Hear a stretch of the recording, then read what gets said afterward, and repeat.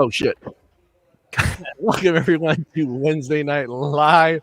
I was watching the wrong screen. I was watching the Me too. I Yeah. got caught. He got caught.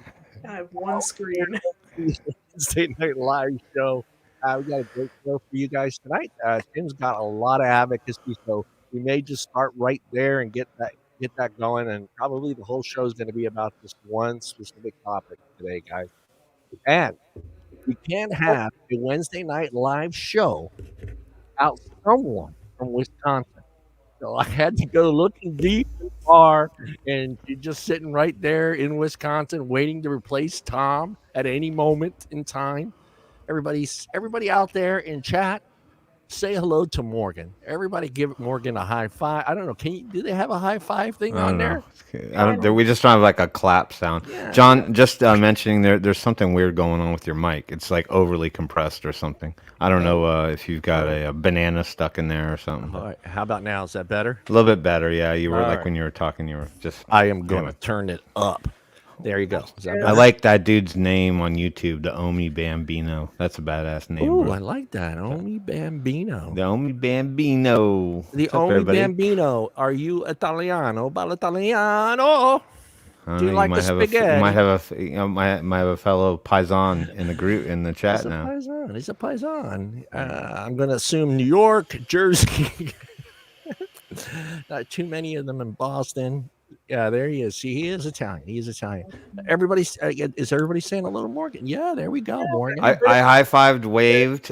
We had pre-show jibber jabber. So I mean, I think I've fulfilled my my prerequisites. Yeah, the fruit jammer is joining us tonight. There, my What's goal. up, Josh? What's up, Curtis? What's up, Chris? Yeah, What's up, Curtis is Mike? in We got the house. Pelzes. The Pelzes is in the house. What is Mallory in the house. I'm being called to TikTok. Is Luke here yet? Did Luke show up, or is Luke late?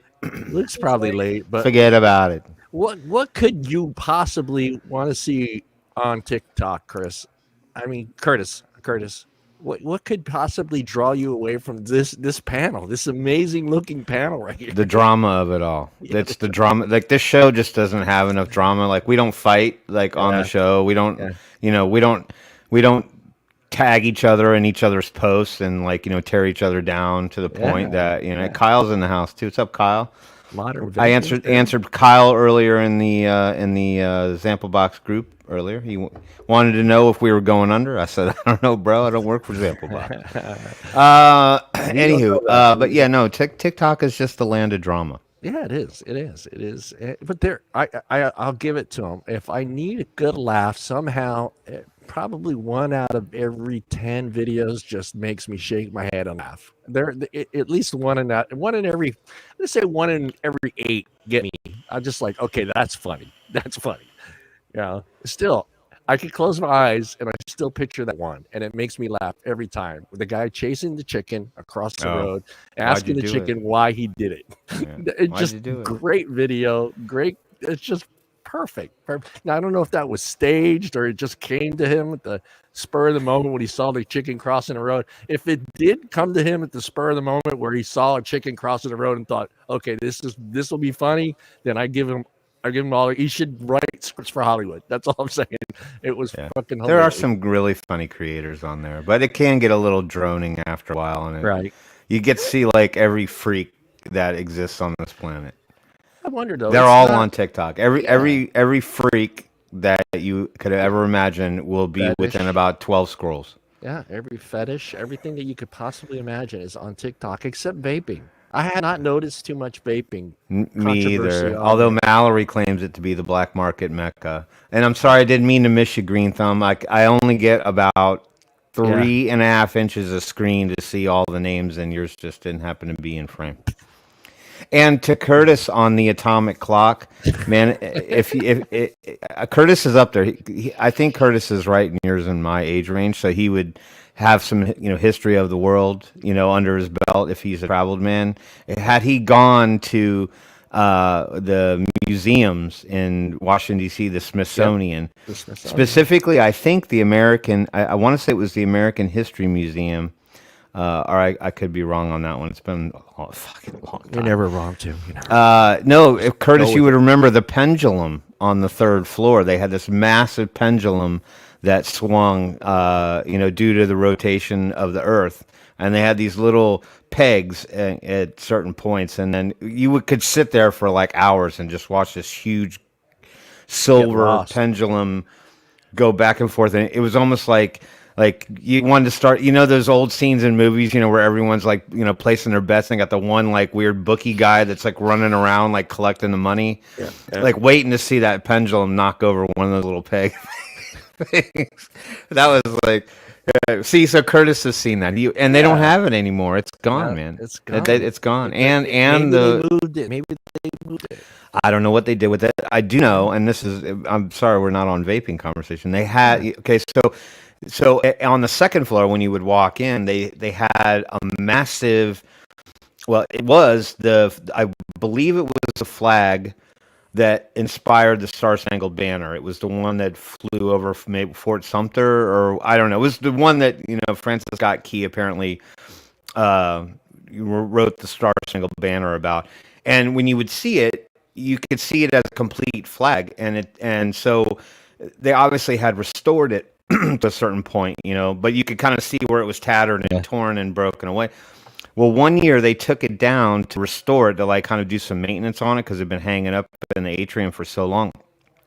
And they brought it in they put it on this table, and like people were like Mission Impossible, like hanging over top of it, because you couldn't handle it. It was so fragile. They didn't want to break it or harm it or anything. And they were like trying to take off the sections that were like the restoration, but they found out that it had been restored like a century before or something like that. So they were actually trying to take it down to its original state. It was pretty cool. Anyway, if you guys are into shit like that, go to the Smithsonian. You'll find out some cool stuff.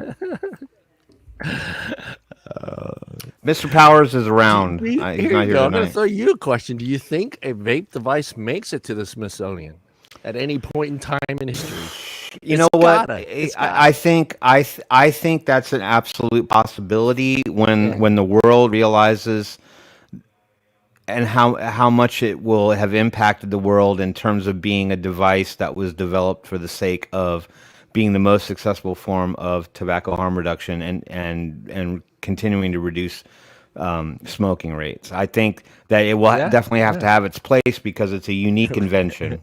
All right, here we go. I'm going to throw this out to everybody in chat and our panel here. What mod makes it? And what e-liquid do you think makes it to the Smithsonian? I kind of have to roll with Mallory on the fact that one that will probably get the recognition would probably be the Juul. Now, I know none of us really probably want it there. Yeah. I don't think that they'll discriminate and have only that. I think they'll have kind of like, like an evolutional kind of thing. You know what I mean? Like they would have like, it started as this little thing that the guy created, and then it became flashlights, and they'll have like some modern mods and things like that. But I certainly think it has its place. I think a sub-ohm tank will have to make it. The first sub-ohm tank will have to make it. Be either the Aspire or the Kanger sub tank. One of those two has to be in the Smithsonian. That started the whole craze. That was the device that started everything. I mean, before that, we were all just we were at 1.1, what was it, or 20 watts, 10 watts, 5 watts, and then also all of a sudden we were in volts at that point. John. we were like 3.2, 3.5 volts. Yeah, we were on volts pretty much. Is the meth pipe really in there, Pels? How do you know? How do you know? Is that the display you go to most often to go see your multicolored Wish meth pipes? Is that what you do? Tim, there's a little piece of aluminum foil right next to it. Like Pels doesn't care about the invention of the light bulb or the telephone or anything that's like made this planet a great place. No, he goes right for the meth pipe display at the Smithsonian. No. He said, is it in there? I didn't see that. It was in the form of it was in the form of a question. I'm sorry. It was a Jeopardy moment. I apologize. Yeah, they do call him a question. What's up, Scott? I see you, man. And you're probably right. The View Solo will probably get in only because it was the first one approved by the FDA. Well, NGO'd by the FDA. What device does Tim want? What device do you pick to go into the Smithsonian? If you had the choice, if they said, Tim, I want you to pick the mod, and the RDA or the atomizer and the juice. Which one? What three do you put in there? That's a One. tough question. You That's a think really about it tough too, question. Morgan. You know what? I would probably, I mean, not that it was the most successful one for me, but I would have to say it was the initial one for me. I would like to see the blue get in just because I think it blue. started a lot of our journeys, at least some of the old schoolers. And then beyond that, the tank that I would love to see get in there. Fuck, I don't know if there is a tank. The Asgard. Just put the Asgard in there because it's just a That's too badass. new. It's That's too new. okay. All right. So you It's want too me to go old? new. All right. Then put the K Fun in there. Put the K Fun in. Put the K-Fun, K Fun in there. I think that started a massive trend. And then for juice, whew, that's a I know tough where you're one. going. I know where you're Well, going. everyone knows what I'd probably pick. Jam Monster. No, because I didn't. They came later. They came much Yeah, later. I mean, I'd probably say the Provera, Grandmaster good from pick Five there, Points. Scott. Good The pick, Scott. Provari, yeah, the Provari was a Yeah, super fucking popular one. That was, yeah. There were so many that I mean, it was tough. I mean, yeah. it was hard to pick back those days. Aspire, the It's Godfather. even harder now. Yeah, Morgan. Okay, so maybe not so. Okay, so I'm thinking if Juul is, the device that makes it in there, you know what they're gonna put in there as the juice. They're gonna put all the Juul flavored ones. The mango. Oh, the pot just laying right next to it. Yes. Hey, I mean, At this maybe. point, Morgan, they could have like a pod wall at the Smithsonian. It would take up a whole fucking area. Yeah, probably. Would you? Yeah, there's a lot of them. Yeah, I think the Nautilus tank probably was Nautilus. a major tank for most people. I think everybody had the friggin' Nautilus at some point. You're gonna be shocked by my pick. I think you. All right, let's hear it. Let's hear Are you it. done? Did you pick a juice though, Morgan? Oh, well, I picked the mango pod. Oh, the pods. You want there you go. You want the mango pods. They have to remake. I'm sure there's one somewhere stuck in between someone's car Someone's seat got one. they haven't used yet, and it's just sitting there fermenting, becoming Fermenting. it's fermented juice in your car seat. Yeah, and how are they going to preserve the juices? Because they're going to sit there under those. They're going to have to put them under fluorescent light or something, so the nicotine doesn't age, or they'll just replicate it and make it look like e-liquid. That'd be dangerous because you'd probably have some security guard that has a fucking need for nicotine at some point in time and during the night and just goes, "I'm going to go over to the." If I had a need for anything in the Smithsonian, it would be the Hope Diamond, and then I'd just get the fuck out of town. All right, I'm gonna blow you guys' minds away. I'm gonna go with two items that have rocked this industry from day one. I'm going to go with my mod is going to be the Pulse. The Pulse set a new generation of people insane for this industry and for squonking. It really opened up our market. It's the first time I was taking pictures. I was just getting kind of new into it. And it's pretty much the first device that literally took over Instagram. Literally just took over Instagram. There was nowhere on Instagram that I would scroll through those pictures and not see a picture of the Pulse. Right. That was the first one. Number two, I hated it, but again, number one selling RDA still to this day, the Dead Rabbit. Unfortunately, that is another device that got a shit ton of people to start making their own coils. And it was just two devices that really just rocked this industry, got a whole new group of people away from pens, away from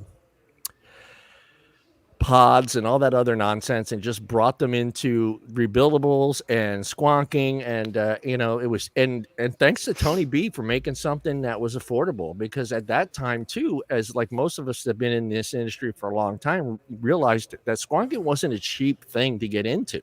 At that time, the one device was going to cost you anywhere from $200 to $300, depending who you got it from. Even 3D printed stuff was just an outrageous price. And to me, the Pulse and the Dead Rabbit. Two devices, two things that I think really shook this industry and got a lot of people really interested in rebuilding and just in a whole different started collecting. I think that also started people collecting to me as far as RDAs. I think that kind of, and the juice is tough, man. I got to go with 5 pounds. Yeah, I think Is it? Five Ponds really set a trend as far Yeah. as being sort of like the cream of the crop, kind of like the premier kind of. They had the unique steeping um, setups, and they could trace their batches, and they it just had everything was very unique and premium about them. I mean, as far as high class liquids were concerned, obviously they had to become competitive at some Right, point. right, right. Um, Where is he at?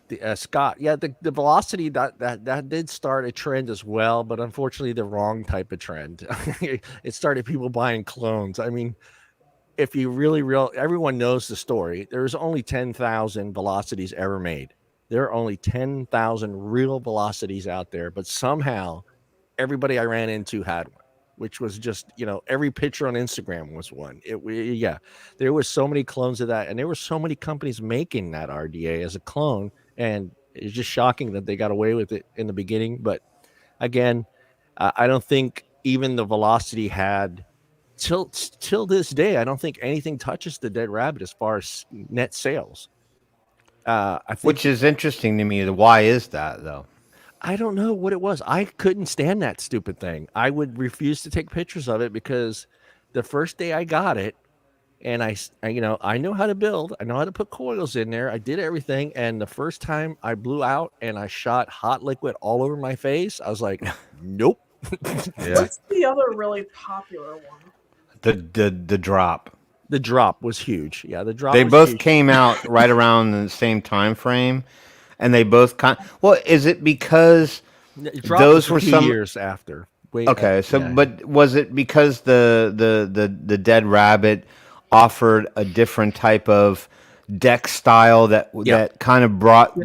the user friendly element to doing RDAs? Because up to that point, it just seemed like everything was so pain. It was such a complex. pain, and well, it was just more cumbersome Yep, to strap up an RDA or an RTA because I what's up, wouldn't say Captain? yeah, well, complex coils came around before that, but Right. there was that, most of us got started just doing single wire stuff, right? And everything was the post decks with the screws on it, and you had to trap the wire in Yep. order to get it to sit down. And like the guys in the freaking videos would always make it look so stupid easy, like, oh, you just trap the wire with your thumb and just tighten it down. Now, mind you, these guys are doing that while they're looking down through a camera, not even Right. being able to see their own hands, and they're actually trying to do it through the lens of a camera, magnified probably to them, and they're doing it like that. And I just struggle with that element so much. And when they finally started coming out with the decks with the where you could actually just insert the coil and then tighten down the screw, that was Yep. I thought that was a Yeah. godsend. You're right. Yeah, you're exactly right. And you're right, Chris. I mean, that started the collecting trend, and Hell Vape didn't waste a second. I mean, you think about that. They're pretty much. It could be I could be off a little bit, but they were the first ones to start offering the colors, and I think that drew. I think that woke up China, because China at that time, you got to remember, everything was either stainless steel or it was black. That was it. Those were our options. You were either stainless steel or black. You didn't get to pick rainbow. You didn't get fucking blue, anodized blue. You didn't get red RDAs. Uh, the only company I can remember that was doing some fancy stuff with their RDAs, and that was Tugboat, Mm. was doing some splatter stuff. And who was the other company? I can't remember off the top of my head that was doing some splatter stuff. It was Tugboat and another company. I just can't. Oh, God damn it! They had the art. They had the. I see the name right on my. They had the mech mods that with the replaceable sleeves.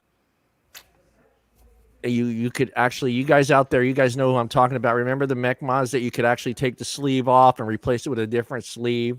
the one with the silic, or you're talking about the one with the no, not silicone. What was No, the? I can't remember right now off the top of my head. I can't remember the name of it, but they were the first ones to offer the removable sleeves from your mod, so you were able to unscrew your button, take Limitless. Thank you, Omi. Yeah, Limitless. They were, I think, Limitless and Tugboat were pretty much the first ones to do it. They had some splatter stuff, but I think the Dead Rabbit was the first one that really everyone just started by, and it was like I would talk to people in the lounge, and they would tell me they have 5 dead rabbits, and I'm like, why? Well, if Daniel was on the show right now, he'd tell you about the 10 goons he has. Yeah, the 10 goons. I mean, just some people got hooked on a certain thing, and then they wanted the matchy, and right. and I think a lot of people. I mean, I'm sure a lot of people in chat probably do this too. Is that we're not rolling just one device at a time, and we might be wicked up because we want flavor changes, and we don't want to, have a melon going on, and then switch over to a custard or something, and then it just, your wicks never taste right again. So, I'm sure that had something to do with it. Yeah. It was just insane. Go ahead, Morgan. Okay, so we're talking about like RDAs that would make it in. We should talk about RTAs. RTAs, good one. And then I'll share which one I don't think should go in. Yeah. Well, mesh should not make the list, period. So okay, if anyone out there in chat knows, Morgan needs some serious help. Okay. So here's the thing. So my boyfriend and I, Corey, we each wanted RTAs. And I'm not really sure why he wanted one, to be honest. But I was like, yeah, sure. Because he didn't want to go through the whole thing of buying a Squonk mod, and I didn't really want to purchase one either. So we're kind of like, okay, like RTAs looked good. So he went out and got one first because he had ordered one from the Geek Vape website, and obviously it was coming from China, so it was taking longer. And so he went out to a separate vape shop, and he went and bought me one. So here I am playing around with it. I build it. I dry fire it, make sure there's no hot spots. First try was good. Okay, wait for it to cool down, put the cotton in there. Now, granted, with the RDA stuff, I noticed that the cotton for an RTA thing is a lot thicker. So I was kind of okay, but I looked up some YouTube videos, So I was like, okay, cool. Put it in there. Now, granted, the first time I didn't feather the ends. Oh, God forbid! God forbid! So, put them in there. Juice up the cotton. Really good. Put the tank on. Fill up the tank.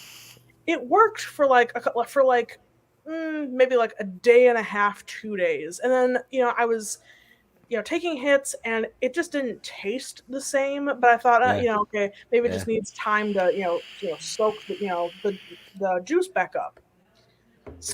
So I wait a little while. I take another hit, and it doesn't taste right at all. So I hand it over to Corey, and I say, "Taste this." And he goes, yeah, it tastes a little dry, Yeah.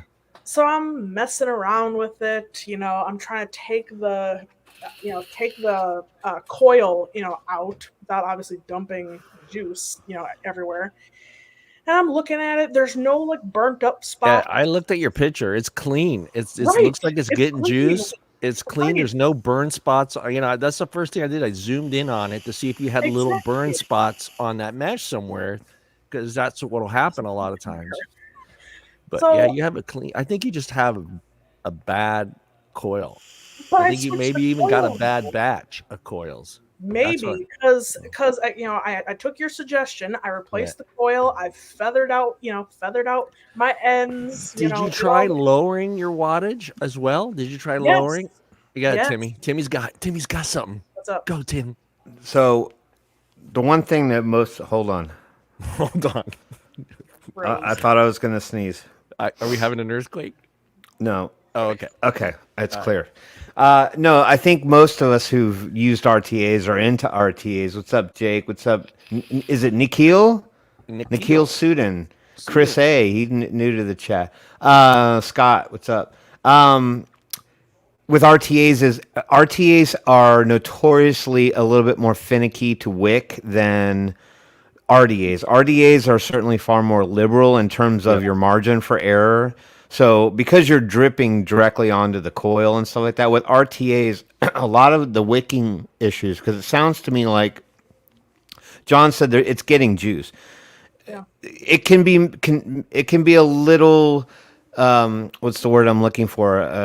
Not misconceiving. There's a word like that. Or it can be a little deceiving in thinking that your RTA your coil is getting wicked up right. It could just be that it is the wicking and how the juice is flowing up to the coil and why it's giving you that dry taste. So it may look like you're getting juice to the coil, but you may not be getting enough. And I've always found that once you nail the wicking right, and especially and airflow matters too on an RTA too. So I think the thing, the not vent, but the airflow. Yes, it's completely open.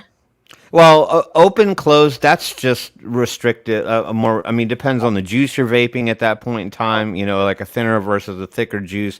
That a lot of people like it wide open. Some people like it like a little bit closed. Some people like it even more closed. That's just a personal preference thing. Yeah. But really, because RTAs tend to be either top or bottom airflow, that means that there's some mechanism built into that RTA to allow the airflow to get to that coil and hit it at a certain point. So if you notice, like here's an example, like the latest RTAs with the top flow air. There's Daniel. The top airflow designs usually have the air coming in through the top, and that's to prevent leaking. But then it tries to force the air down and then kind of loop back up and come up underneath the coil. So if your coil's not positioned right over the airflow, the channel that gets the air to hit it just right, and your wicking is slightly off because it's either too tight or it could even still be too loose, you're not getting the juice up to the coils just right, and that can either be lack of flavor, that can cause lack of flavor, that can cause you to get some weird dry hits. And if you're talking mesh, any mesh user will tell you those things are really finicky. Like you got to have those fuckers packed just right, otherwise. I mean, the cotton is touching, like all the way because I was looking it up, I was researching it. Now I saw your picture. It's perfect. You have a perfect, right. Yeah. So I'm like, what the hell is going on? Yeah. No, I saw your picture. Your cotton is well drenched. It's well placed in there. You're like I said, I downloaded your picture and then zoomed in on it because I was trying to see if there are some little hot spots along the pattern of the mesh, and there wasn't any. So all I can think of is two things: either you got a bad coil, or there may be. God, have you watched what it's doing with the cat while you're priming it? Like before you actually how normally you put everything on before you actually put the Mallory coil height. I forgot the chamber on it and all that other stuff. There's so many little nuancy things to RTA. I was thinking you might have something on there from the factory, some sort of oil or something on maybe there. I should have cleaned, washed the coil. Do it. I think maybe put another one on, dry burn it. I don't want just to have real low wattage. Just dry burn it. Try to get off whatever's on there. Oh my God, Daniel! Are you guys happy to see us, or is that? Is that your mech mod, or are you just happy to see us? Oh, it's a squonker. Yeah. There's the Squonk King right there. The Squonk King. I'm about ready to go and get one and go back to RDAs because I don't want any more. Those dry hits were so awful. They made me gag. They were so awful. So I am so put off with RDAs right now. That's the problem a lot of people in the beginning had with mesh, and that was until they that first setup that came out, which was the God damn it, what was the name of it? it wasn't designed properly, where you had to hook it around like this, up and down. It was not designed properly. People were having just disasters with that. God, I can't remember the name of that stupid. Squonk box. Yeah, it went like this instead of it went around. Yeah, it went around, and you're trying to get these two ends in there and clamp it down. Everybody wasn't in the beginning. Everybody wasn't using enough cotton, so there was a lot of spots that the coil wasn't touching any wet liquid on the cotton. So people were, and I remember people there was pictures in the family lounge. People just throwing them in the garbage can because they were just like, "There, That's what I'm done." ready to do. I'm done. And you're right, Andrew. We talked about like all those points. Yeah. Is that it's not enough or too much cotton that could be an issue. Yeah. The wicking ports, if they're jam packed full, like over full or too thin, there's just on RTAs there's like a sweet spot. Yeah. And once you get that sweet spot, then it's and to Daniel's credit, we've had this conversation before, and he made a very valid point. They're like, which is why he's not an RTA guy. Yeah, and he's like, there should be no reason why an RTA should be that difficult to set up. Right. He said something to that effect. I like RTAs, but squonking just makes me not want to. No, but you made a point about like it seems almost asinine that they make an RTA that specific or that explicit to set up to make it right to get good flavor. Like there should be more of a margin for error. Like you should be able to be a little too less cotton or your coil's not set exactly right, and then everybody gets to enjoy it. Otherwise. A lot of people end up doing the same thing. They're like, fuck RTAs. I'm never doing another RTA in my life. And then they go back to a sub-ohm tank or an RDA. Saying, I get it. It's hard. Though. I understand. It's okay. Whatever works. It's okay. Okay. Hey, bottom line. I don't care what anybody in chat. I do care. I care what everybody is vaping on. I care the choices that you make.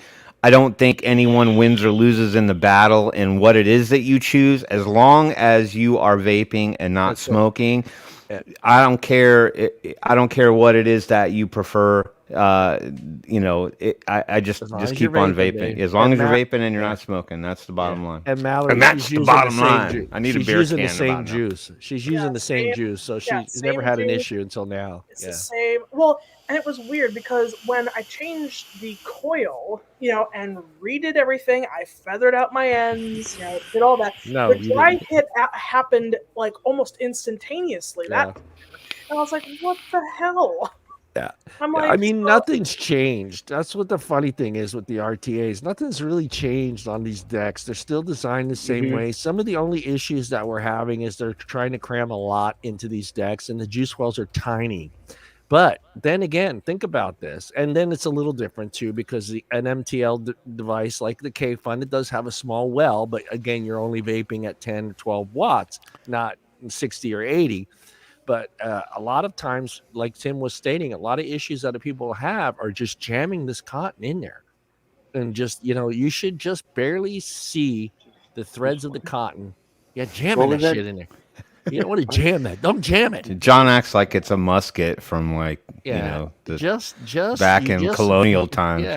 Jam that shit. John like rips the paper off of it and then he jams it down and down. I don't even use scissors. I don't even pulls out his ramrod.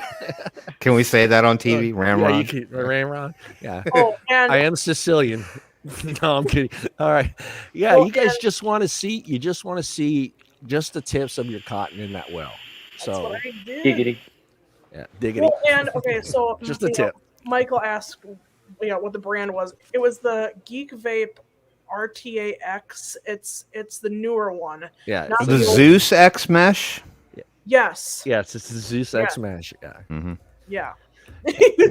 You go. I've never heard anything good from the Zeus series No, the that Zeus, like the Zeus consistent. series. Yeah, you're way off on that wrong. one. Pulse, man. The Zeus X many- RTA is actually a great RTA. But as many good things as I've heard just as much bad things. Yeah. Again, it goes back to what Tim was saying. It all comes down to what you know and how you set it up, and that's and I tell you what, there was a big learning curve for me with a lot of the Aromomizer series stuff. Like I've struggled with that shit mightily, and then I finally nailed it. You know, I watched a couple more videos, and I just saw how they were doing their wicking, and I had to try all over. I had to readjust the coil position a little bit. So once I got it right, I'm like, man, now I know why people like Aromomizers. Yeah, and you think about it, back in the days, it sucked because if you did set it up wrong, you lost a ton of juice. But with today's setups, you're able to take and work on that coil and still keep your juice in there. But so remember that. I mean, it sucks. I'm just not prepared as of you right should just now give up. More just dry hits. I don't want to experience another dry hit for a while, so I'm just gonna take a break, come back to it. But I don't want to take a breather. Take a breather. Take your cotton. Put it on the smell shelf. Your cotton. Smell your cotton. Mesh is the worst. Go get ice cream. Yeah, you might have gotten something on your cotton too. I'm just kind of throwing things out there. I don't know. Maybe you had something on your hands and you got it on the cotton, and you're just tasting you got your cotton on my e-juice. You got your e-juice on my cotton. Hey, I made that mistake. Hey, Dan, you remember my post on the Facebook page? Me working with garlic, and then I went to go fucking rewick my fucking RTA, and I had garlic on my fingertips. Yeah, it was certain cotton is more finicky as well. You have to wash your hands before. Yeah, it absorbs it. Hey, Daniel, you'll be happy. I said that the Pulse would be my device to go in the Smithsonian as a vape device. Yeah, okay, we got to ask Daniel the question. He missed it. Yeah, which RDA or atomizer or device? Atomizer, not automizer. Atomizer, RTA. And mod would you put in the Smithsonian? So it has to be a combo? No. It can be whatever and whatever, right? Like just look at it as three separate things. If you could pick a mod to go into the Smithsonian Institute, and any kind of atomizer, a sub-ohm, RDA, RTA, and what juice, if those could make it in the Smithsonian, which ones would you pick? Like my setup. No, no, it doesn't have to be a setup. It can be like anything you think kicked ass over the years or made a difference for vapors. For me, I want to say the Rage, but Desire Designs is kind of not a good company. You can't go with Rage. Hold on. Let me think. I'll kick you off this show if you say the Rage. For Addies, you got to put all Cyclone mods, all Kennedys. You got to put the Goons, the Wasps, the K-Funds. Yep. Gosh, I'm forgetting some. An RDA for Vaping, Asgards. That's too new. That's too new. We're talking about stuff that in the beginning. Stuff in the Curtis, beginning. he's 21 and 1 month. He's just made it old enough to vape. Who, me? Yeah. He's 21 and a half. Thank you. 21 in 1 hour. Yeah. And then mods. Oh God, I would put like the Sig 150. The Sig 150. The original Aegis Legend. Skelly. Yeah. Is that old enough? Yeah. I think the Sig 150 is a great call. Perfect. I think that was definitely a groundbreaker when it or the 100, either or. Yeah, the 100. Everything from Kangaroo prior to 2016. Ooh, he's getting specific, man. Woo. Yeah, everything. I was surprised nobody said the RX 250 or 200. Oh yeah. Well, I don't have that. I have the 200S. The 200, but that's the first three battery mod market. As you know, I'm like I kind of, me and Wismic are friends. My favorite is actually the Gen 3 Dual, which is newer. Yeah, that one is so amazing. But Curtis, Kangaroo has to make the list. It would have to be one of those. Dude, I've got like probably 6 of the little Kanger minis up in a box up in my attic right now. No, I didn't mean the tank. I meant the whole. the tank. Oh, you're talking about the whole line. Okay. The whole line. Basically, Daniel's pushed all of our shit out of the display case because he called like entire lines of everyone's product. I mean, Daniel just brings the big box in. He's like, fuck it. Yeah. Oh, you said one. I mean, for squonks, though, I mean, I would put the original mechanical one only. The Pulse, the original Pulse. Yeah, the original one. I would put the Rage just because I'm gonna fight you. This is new, but I would put this one, the Snowcat Mods Avalanche V2. Yeah. With the Nightmare. That's gonna be a classic, I guarantee. There's not a lot of like older squonk mods though that are good. That's why I picked the Pulse. I mean, the Pulse started the whole craze. I mean, that the Kanger Tech sucked. The G-Box, I didn't like. Oh God, the G-Box was kind of. That was basically Niagara cheap Falls box. in a box. That's what that the was. top side was bipolar. Yeah. The same as the Rage. Yeah. Just there hasn't been much. I'll send you the part. No. So I think what we've accomplished tonight thus far is realizing that now that Daniel's on the show, we have to literally create a whole entire new building of the Smithsonian, just the the Smithsonian Vape Museum. Does the original topside get in there, guys? Does the first topside get into the single topside? Not the dual, because the dual. I do. I think, and I'll tell you why. And it's not because no mod ends up really ever being 1,000% perfect. Right. They always have their a little pitfall somewhere. I think from a top fill squonk type device, it offered a whole new element to squonk and refilling, because at that point everything was either remove the bottle or get some kind of a loader, like the Geek Vape flask, or you had to get those little reloader tops for your bottles. Yeah. So when you could top fill a squonk bottle, top fill a squonk setup, it was like, it's brilliant. You just unscrew the cap, fill the fucker up, and go get right back to it. Get right on it.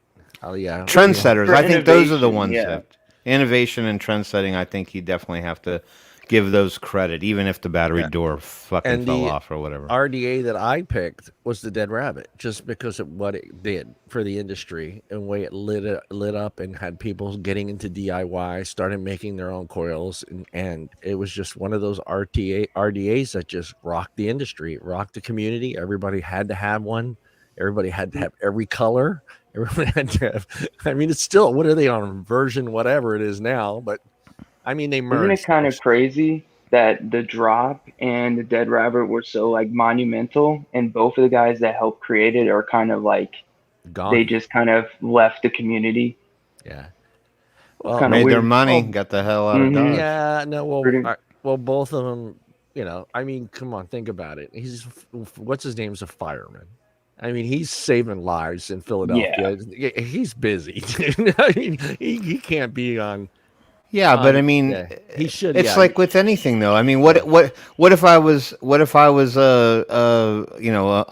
mason, a bricklayer, and I just happened to be a songwriter on the side, and I wrote a fucking song that charted the tops and made me $1 million? I don't know if I'd be laying bricks anymore. I'm not saying that service people, frontline people, walk away from those jobs for those reasons. Maybe that's what they need that in their life in order to feel complete. But I'm just saying that's a pretty tough decision to make. If you stumble onto something that was a hobby that made you pretty rich, I don't know. I'd think twice about it. I'm just going off of what Fagan told me.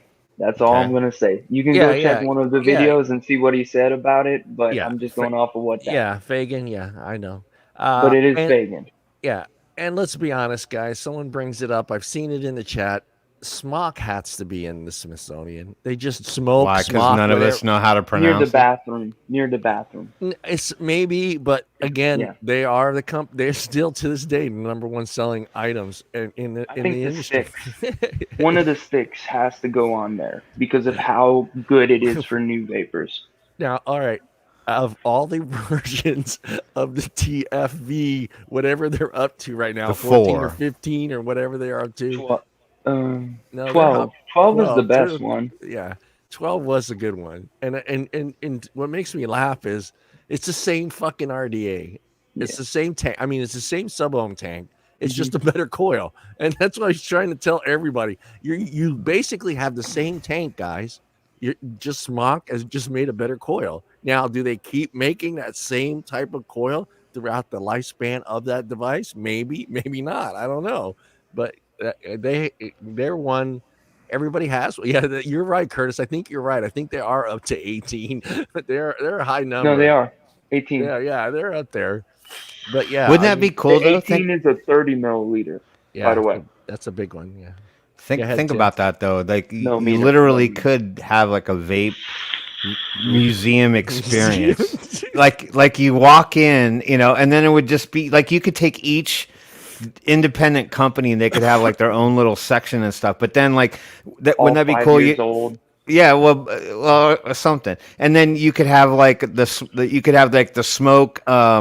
smoke meter, right? Or smock meter, and like basically it would just be a display where you could walk up and there would be one question like, how do you pronounce this? And then you could pick the right or the left button, like smock or smoke, and then just watch the number tick up and just see like, and then the refreshment stand would be like, you get like your obligatory like soda and some fries or whatever, but then you could buy like e-liquids behind, like on the refreshment stand, and then they could have like a DIY section where like they'd have dudes in lab coats behind the glass, like mixing, like DIY, and then Daniel could be like in a lab coat, just standing around with his hand on his chin, his fingers on his chin, supervising, and then at the end of it all, they have like a little tasting bar, and you could like try the different concoctions that they made. Hold on, Tim. I want to be the guy at the end that's just dripping like little dots of e-liquid. Yeah, like a taste testing.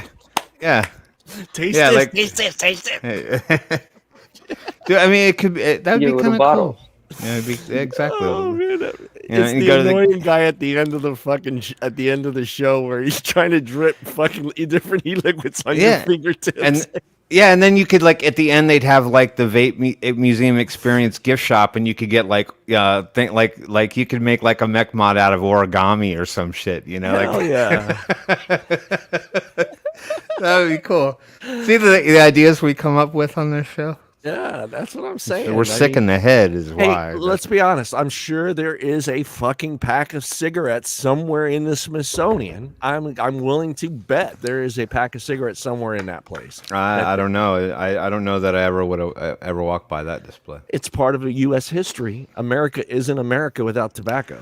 This is the most deadliest product in all of America's history. Revel in its bask in its glory. If anybody knows, find out. If it survived any kind of tragedy, it would be in there. And you got to remember the early stages of this country. If it wasn't for cotton and tobacco, this country would be broke. It'd be broke. It wouldn't be established. Look at my state, Yeah, it would not have been established. But I'm your sure state, which was my state. Your state. Tobacco was the cash crop. That's your state. It's not like you just moved. I haven't been exiled or anything like that. I'm allowed to actually re-enter its borders. Okay. Yeah, there's not an electrical line. You haven't picked up the accent yet, Tim. Once you've gotten the accent, then you're official. Yeah, I don't know. Definitely do you? Well, has anyone ever told you, Daniel, you have a Virginia accent? Anytime I go out of Virginia, are you kidding me? What is this accent? People, I don't. Well, my mom's from West Virginia, so I'm a little bit different. I was raised on her accent. I got you. And Scott, you're 1,000 bajillion gazillion Googleplex is right. Tobacco is not deadly in the sense that it doesn't become that until they start putting all the crappy chemicals in there. What were you going to say there, Morgan? Well, in terms of like the accent thing, like I've only been told once by a group of guys in Tennessee, of all places, that I have an accent. God, and who are they to judge? You're the only 10 I see. And, yeah, and families were kind of talking to them, and I kind of went, well, you all have accents too, so. So here, talking to the digital recorder, and then come back, and then we'll have this conversation later. Also, I want you to hear yourself on the West Coast. Is there Huh? accents in like the West Coast, like in Cali? Is there like Northern Cali and Southern Cali and stuff Yeah, like you that? have Yeah, SoCal, bro. I was So pitted. yeah, but you're basically like younger people, maybe not so much. You're 30, 40. 40-year-olds aren't walking around going, dude. They're So you're not. saying if you're That's old, dialect, though. I don't think Yeah, that that's accent. That's like learned dialect, yeah, just more. yeah, That's more community based. yeah. Not everyone yeah. I lived in San Diego for 5 years, and trust me, They have their own they lingo. don't. There are some fucking potheads who sound like surfer dudes, and then there's everybody else, and they sound just freaking normal. Yeah, I've just been told I sort of go sound, ahead, Morgan. I've just been Yeah. told that I sort of sound, Canadian. But Oh, like, kidding. I Yeah, don't see how I sound Canadian though. you're close enough. You drink Really? milk in a bag, so you're like Tom. You drink milk in a bag, so you might as well Don't be Canadian. Minnesota, don't lump me in with that Wisconsin, crowd. Yeah, yeah. the I want to North is kind share. of close Oh, to that. yeah, I want to share Yeah, but some amazing, something amazing I posted it on the ZampleBox family page, and Go for it.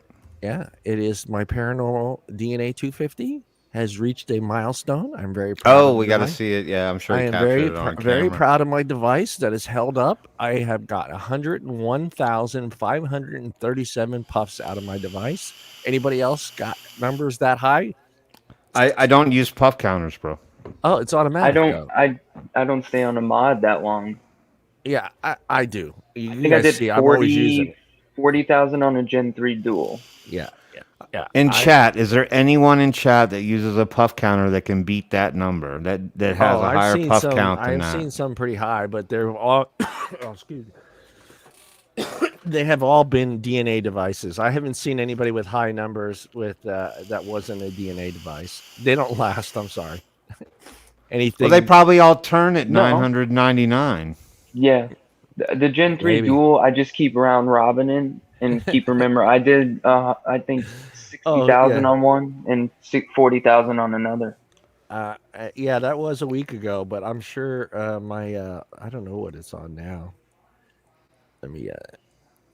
I don't vape that much, but I have been vaping a lot here lately. So I think am John just sits there and just presses the button over and over and over again. I am at He doesn't actually hit it. 102,368 right now, currently on that thing. Hey, just pushing it. No, I don't do that. Come on, He's sitting. He could have had a spinner device, a spinner toy, Spinner. but instead he just sits there and he just fiddles with the button. Oh, on his hey, a paranormal. spinner device has to be in the Smithsonian right next to one of our vape things. We had God, like I a hope 2 year. not. We had like a 2 year run of those spinners with vaping. So, and I loved how every of the reviewers tried to justify why they needed a spinner, and I was just like, I'm fidgety. I'm I'm just fidgety. If I don't I have know my what mod, Quick Trip is too. Yeah, if I don't have my mod, I could show you what to do with that shirt after the show. Yeah, we'll talk about that later. I heard that stuff it's really flammable, and it's really great for starting a fireplace. So it's a Minnesota Viking shirt. Are you trying to say that it's a source of spontaneous combustion? Is that what you're trying to imply? Do we want to talk about the doom and gloom now? Yeah, well, let's go right into it. Let me give Well, you no, I mean, I've got other news stories, but I think we need to talk about the most pressing one, and it's the one that I think it was the thing that we all knew was coming.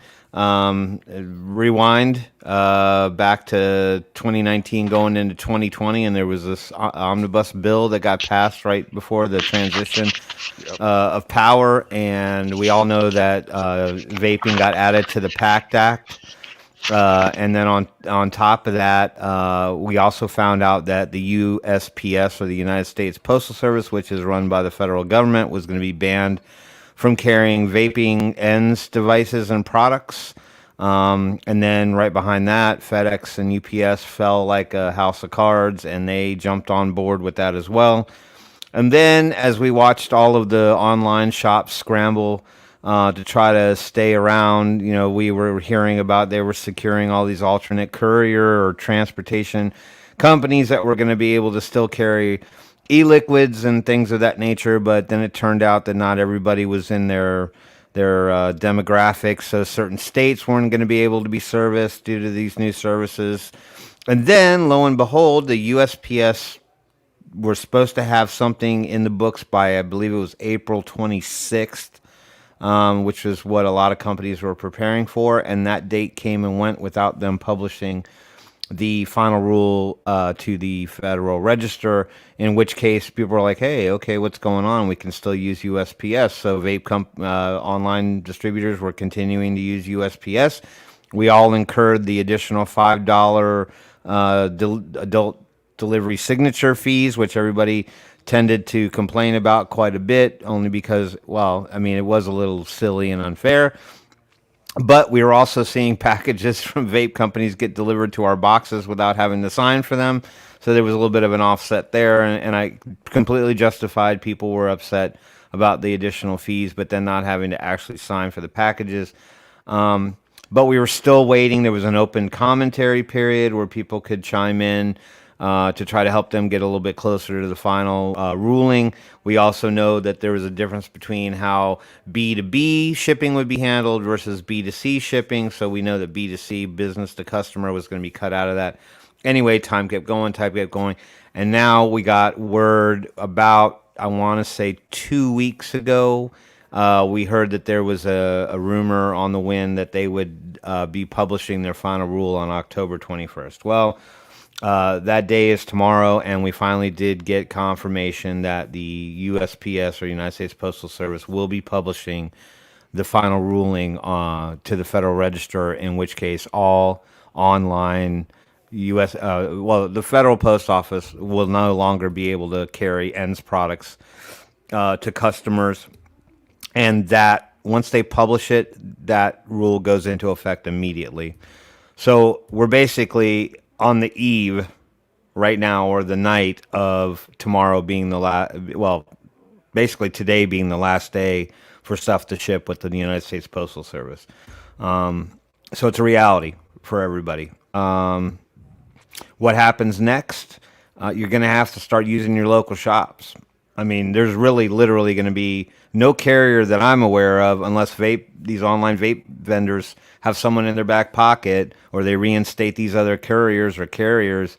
There will be no one that will be openly willing to carry ENDS products to your homes. So this is going to affect lots of people. It's going to affect people that benefit from the online market, as well as people who are in rural areas that don't have vape shops around and can only get their products vis-a-vis the Postal Service and stuff like that. Older people who can't travel or even go to the vape shops on their own. So this is going to impact everyone, and it's sort of, we knew this was coming, right? So this it should not come as any shock. It's just the realization of that date and that day finally arriving. So it's disturbing, to say the least. I think it's going to affect everybody, on top of everything else that's going on with the MDOs and all of that. And then on top of that, then you lump in the introduction to this crazy tax bill that they're talking about, trying to get moving. So things aren't looking good for people who are used to receiving their vape products through the mail. So I don't know. I don't know what emotions that stirs. Can I say something? All right. This is for the chat in the panel. Just a rhetorical question. You had to get in your car right now and get alcohol or a cigarette. How long would that take? 5 minutes. Now compare that to your local shop. Yeah. Think about like Kansas and bumfuck areas. They're fucked. Think about everybody that lives in Wisconsin. No, Think about we got people in cheese. North Dakota. I got a shop right down the road. All right, I'll let you. Granted, they're more expensive than other. Granted, because this is a college town that I live in, so their prices are naturally higher. But yeah, there's one right down the road. Okay. Yeah, But you also have cheese curds, so. Yeah. Well, that's a good thing. I know it's like give or take, you know. I can get cheese curds right down the road too. So there you go. I would love to shoulder all of the blame for everything that's gone wrong in vaping, Curtis, but unfortunately, I was washing my hair that day. Yeah, just send all hate email to Tim at. Yeah. Well, I mean, it's just, I mean, if nothing has smacked you in the face up to this point about the changes that are that are upon us, or the changes that were coming, and everyone kind of thought that it would just sort of go away like the weird sound in your car before you want to take it to the garage and admit that your car is broken. Well, that's kind of like that's like this place. I have, to be honest with you, I really have no scope for what vape shops are around me. I had one that was right around the corner, less than a mile away, and they closed down. They shut their doors. Now, I've been to that vape shop once before, and I can tell you with any certainty that they weren't stocked up on everything when I went there. Actually, they were relying on probably the sales of their house-made juice, and I didn't buy any of it. Do you have It's any idea of the scope of this new regulation? Because I'm seeing some mixed information that's floating around that B2B will still be receiving, FedEx, USPS will still be delivering to B2B, so, or manufacturer to. That's what I've been reading. So, well, maybe we can glean something. I pulled up an article right before. Because it's kind of a mess right now, because I go to Conley's page and Conley's saying, no, this is how it's going to be. B&B will still be getting their products, but go ahead, Tim. Okay, well, there's in quotations here, it says the new rule exempts business-to-business shipments from the mail ban, along with shipping to consumers within the borders of Alaska and Hawaii. So I got an email from e-Siggity when I was clearing out my email when I got home, and e-Siggity after tonight will no longer be able to ship to anybody in the to them, the upper 48. But they are exempt. So within the borders of within the islands of Hawaii, they can ship to each other, and Alaska operates the same way. So Alaska and Hawaii can still ship to each other. They are exempt from the ban, and then business to business will still be allowed. So this might be a moment when you need to go to your local vape shop and get with those shop owners and tell them these are the things you like and that you need them to start stocking in their shops. I also did hear, and I don't know what will become of this, I had heard that there was a potential for you to be able to use, and I don't remember what company it was or what companies it was, but like you could order stuff online and those online companies could then shop to those pickup locations. And then theoretically you could walk into that business and pick your order up there. Now, I'm sure with that comes an upcharge, right? Because these shops aren't going to be like, yeah, we're just going to be a funnel for people to come pick up all their shit all day long.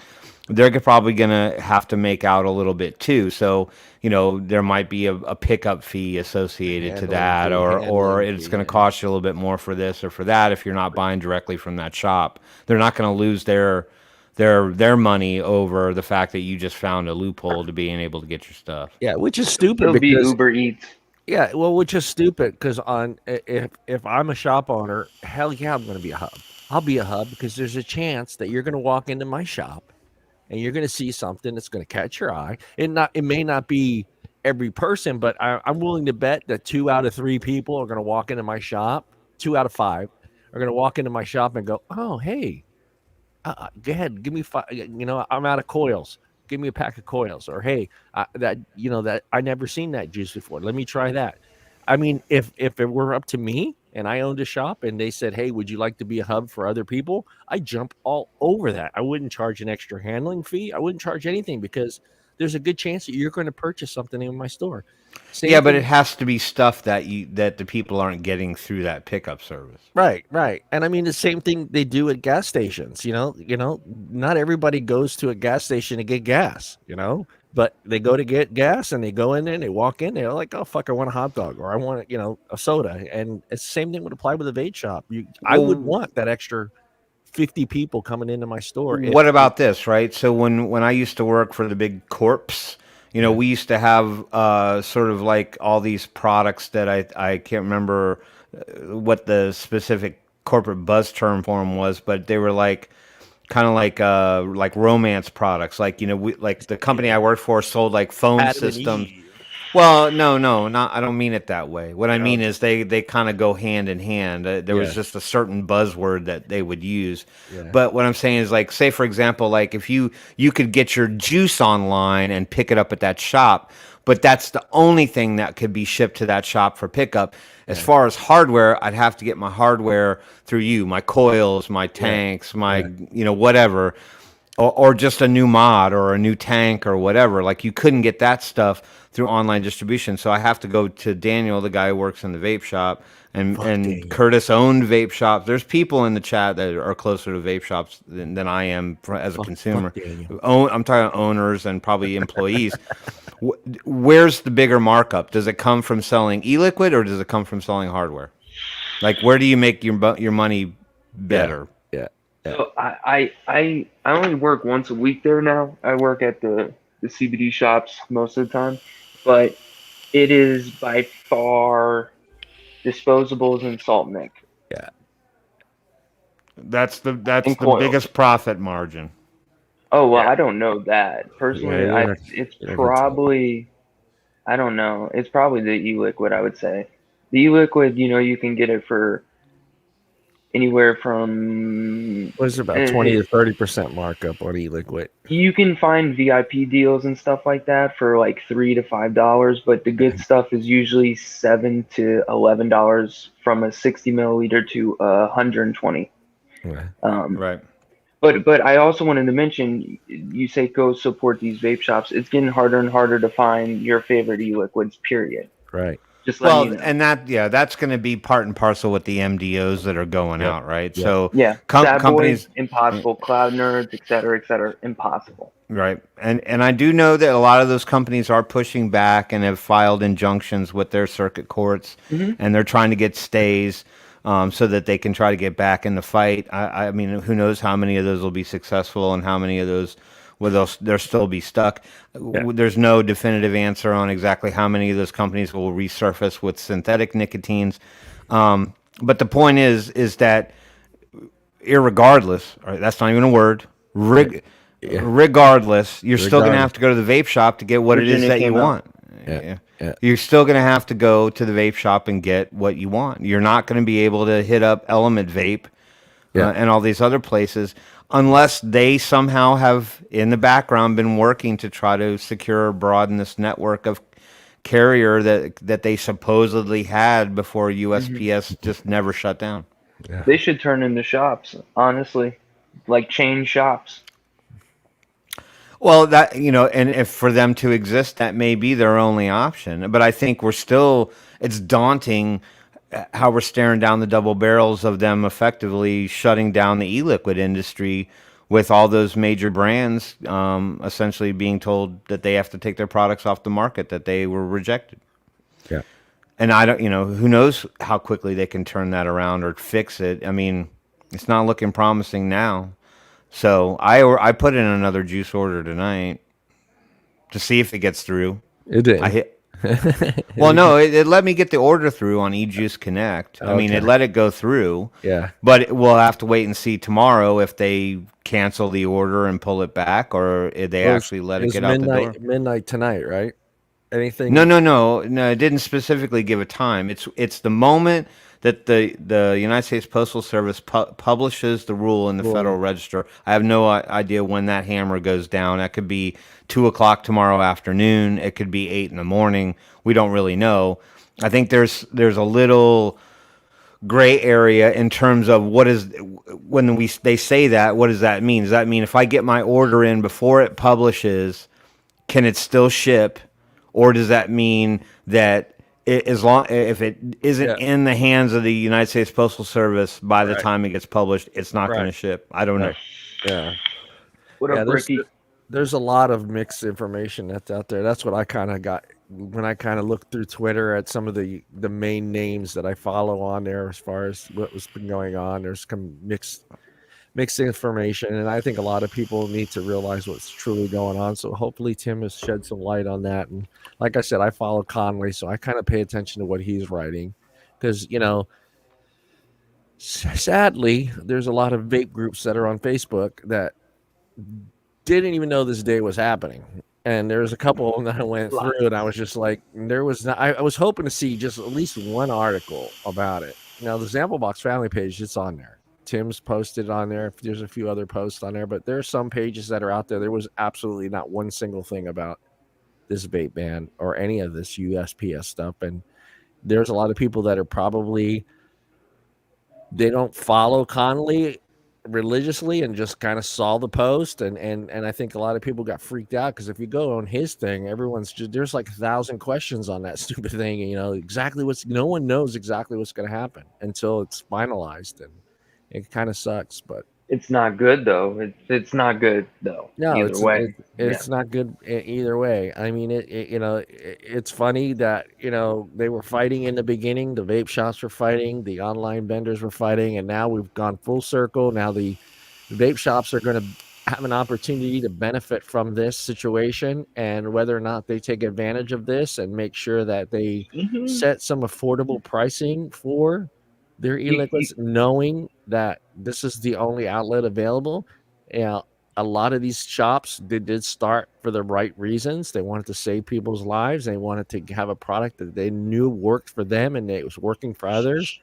And that's their goal. And there are some that are out there that are just, you know, all about profit margins and making sure you keep the doors open, which is understandable. I mean, don't get me wrong. We're a capitalist state, you know, country. So, you know, it's all about keeping your doors open, keeping employees working and taking care of their families as well as the owners' families. But there has to come a point in time where, you know, you have to kind of merge those two things together. Do you want to save lives and make a profit? Well, you can still do that. You know, you don't have to sell a 60 ml bottle of juice for $50. You're still... Well, I think the reality is that the vape shops, regardless of the markups or however you want to slice that cake, they're going to see an uptick in business activity because people will only have, unless they've got friends that DIY or they have a huge stash that they've been, you know, burying away for the last 6 months to a year to survive on before they need to walk into a vape shop. Somebody's going to need something eventually along the way. People drop sub-ohm tanks and break glass, and people, you know, they drop their mod or their mod isn't acting right, or, you know, or they you know, they're not going to be, I mean, there's some online facets you can get assistance and help from, but a lot of people are going to they're going to have to turn to the vape shops for supply of some kind. And you may see the vape shops see an uptick in business, and I think it's great. I mean, I think that people that own shops December. Can you just imagine? Can you just imagine how many fucking coils, factory sub-ohm coils, are ordered a day by us? That people that are just solely sub-ohm tanks, solely factory coils. It can sell out by the time you get to the checkout. Right. That's what my manager says. He will get, like, say, Caliburn coils. He'll go finish his entire order. By the time he finishes it, got the, you know, the email, it's in stock. By the time he finishes his order, out of stock. Out of stock. Yeah. Within 15 minutes. That's the scary part. Is you know, these shops that are, you know, maybe yours is a little different than, say, the one that's in Wisconsin or some other location that's maybe has to actually take a rag and wipe off the dust off of these coils that have been sitting on the shelf for 6 months. Now that product's going to move, and it's going to move fast. And these shops are going to have to make sure that they have, which is tough because you know it, Daniel. It's tough trying as a shop owner, trying to figure out what the fucking hot item is and making sure you have that coil. Whatever tank is out there right now that's hot, whether it's the Falcon, whether it's freaking UL or whoever it is, you're going to have to be prepared. And what's going to last, not what's hot, but what's hot now and forever, like a Caliburn. Yeah. A Caliburn is still good, you know? Yeah, it's got to be insane just to think, because you could have one moment, you can have a guy come in and needs Aspire coils. And then 2 minutes later, there's a guy that needs a Falcon coil. So that's what I was thinking, is you're going to get, all of a sudden, you're going to get all these oddball requests, stuff that you weren't at all remotely close to seeing, because most of those people that might not be in stock in these distros. If you have like an old Kanger Tech and you come into the shop, I can talk to my manager and he can try to look. But these big distros like Demand, Medusa, vapor stock room, they don't have like Right. Kanger Tech coils from 2015. You Right. gotta hit up No. someone else. Yeah. I'm sorry, you know. Right, Yeah. right. That's the issue, and hopefully, well, they kind of sort of started doing that about 4 or 5 years ago, where they started having a specific coil work through different companies' brands. So you had a couple tanks that were like, yeah, you can use Aspire coils. Yes, you can use Falcon coils. You can mix and match these coils, with these tanks, but But they never know. The you vapors never that come know. in, they There's never know this. small print. That's why They it's have this no clue. tiny print. They don't Yeah. know what they're vaping. Yeah, You know. yeah. I mean, and smock is number one. Let's not beat around the bush. Mhm. I mean, every fucking vape shop you walk into, you're gonna find a smock coil. But I feel sorry for the guy that has the Aspire tank. I feel sorry for the guy that has the Falcon tank. I feel bad for the guy that has the UL Crown 3 tank or 4, whatever fucking one they're up to now. But you're not going to find that. Yeah, fine. You're not going to unless the shop, like your shop, and your owner goes, okay, he's literally got to go through every single friggin' Facebook vape group and see what's hot. So it's I'm not joking. You Out of do the that, shop, right? I'm the biggest one there. So Yeah. literally, the manager just asked me, "What is the cool thing right now?" Yeah. And then I just know from all the groups and YouTube and all that, what's hot and what's like gonna last. Right. Yeah. Right. Well, I mean, every shop that I've walked into, the two companies that they're never out of stock, and that's Aspire and Smock. I can walk into any vape shop in Northern California and I can get a Smock coil or smoke, whatever you want to say, or an Aspire coil, just about every single shop I walk into. Every Here single. it's Smock and UL. And UL, yeah. Those are the two. Aspire is not too big. Yeah. sorry, Aspire, well, Dom. see, the problem is Aspire works in just about half the shit that's out there. Dot Mod went with Aspire, so did a couple other companies. Dot said, "Hey, you can use an Aspire Atlantis coil." We have a disposable from Shingen Vapor that has 5,000 puffs in it. Yeah, that thing's approaching a mech mod at this point. Yeah, it's a mod. What's it got, a 21700 in it? Is it stacked? Yeah. It literally looks like it could have one in there. Yeah. Like a lipo. I'm sure. Yeah. I'm sure some. I mean, it's not going to be too far down the road where we're going to start seeing pods with the equivalent of a 21700.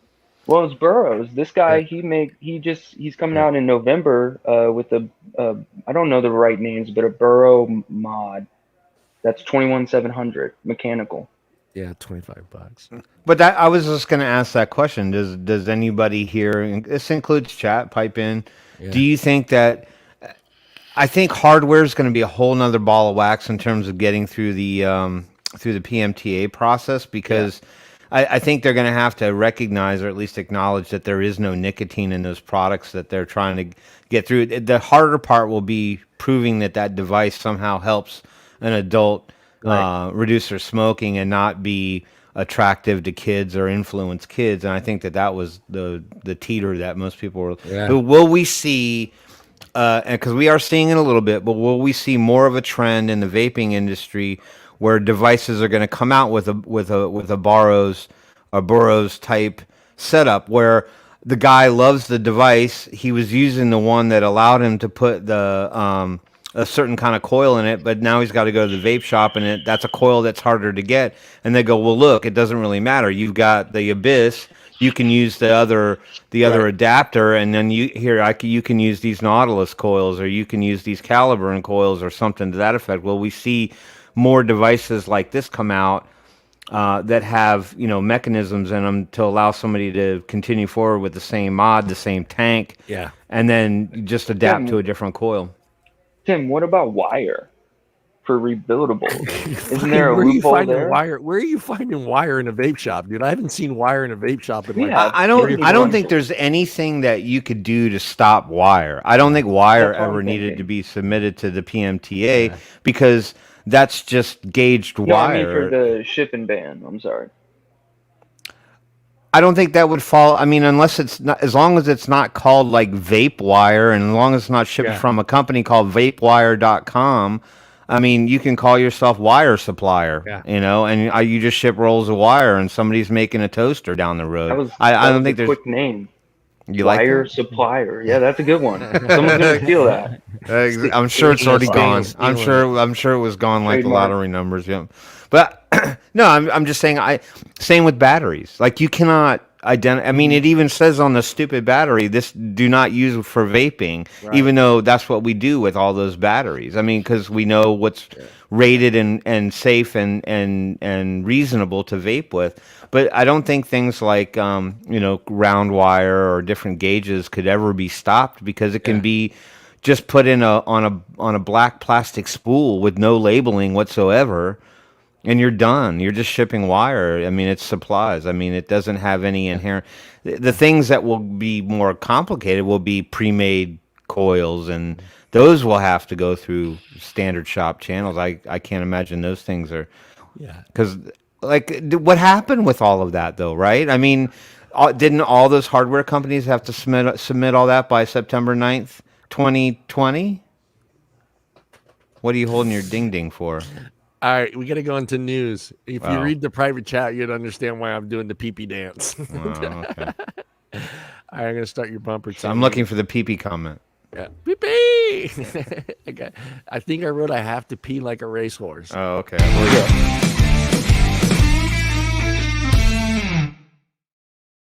Nobody reads the fucking private chat. I'm like, wait a minute. Curtis is talking about cotton and tampons. You don't have a Gatorade Mallory's talking about adding Gentle flashlight water kits. flow. Fuck you, Luke. Freaking, and then we're over here talking, and then you guys are in private chat talking about the strength of your stream. Will you just go pee and be done with it? I need to do the share. I need to do the share thing. Oh, okay. Yeah. Anywho, so we're tappity tap, and John's throwing up middle fingers left and right, but that was for Daniel. We run with scissors around this show. We're not afraid. We're not afraid to be dangerous. So yeah, we got a few things to talk about tonight. Obviously, we've talked about. That's why I'm on a live vape show at a distance. When people throw up scissors. That's why do we have scissors like arm's reach? That's the weird part. I don't know. I'm a knitter and a crocheter, so I got these little. So she's got to cut her yarn. The rest of y'all are performing circumcisions on the go. Scissors. I guess you're doing something. Bone cutting scissors. All right, so yeah, let's talk about some stuff, right? So let's talk a little bit about the World Health Organization, shall we? There are non-friends over there in the anti-tobacco land, and they tend to be the leading organization on all things health, right? Whether it be from vaccines to tobacco products. So they hold on. Let me share my screen. Thank you. I got to do that. I'm sorry. I was monitoring chat. I was ready to ban him. Hold on, Tim. Hold on. Yes, sir. Go for it. Yeah. I have 15 questions. No, fuck that. Go share the screen. I gotta go to the 15 questions. He's messing with you. Go. Okay. Now, so yeah, I thought we were gonna go for the lightning round or something. So, all right. Nothing. This has nothing to do with school toilets. All right. So I'll get past that. But the World Health Organization, and that's a really nice desk. Give me back my title. The World Health Organization basically got an earful. An open letter was scribed out to them from a bunch of people. So let's talk about that.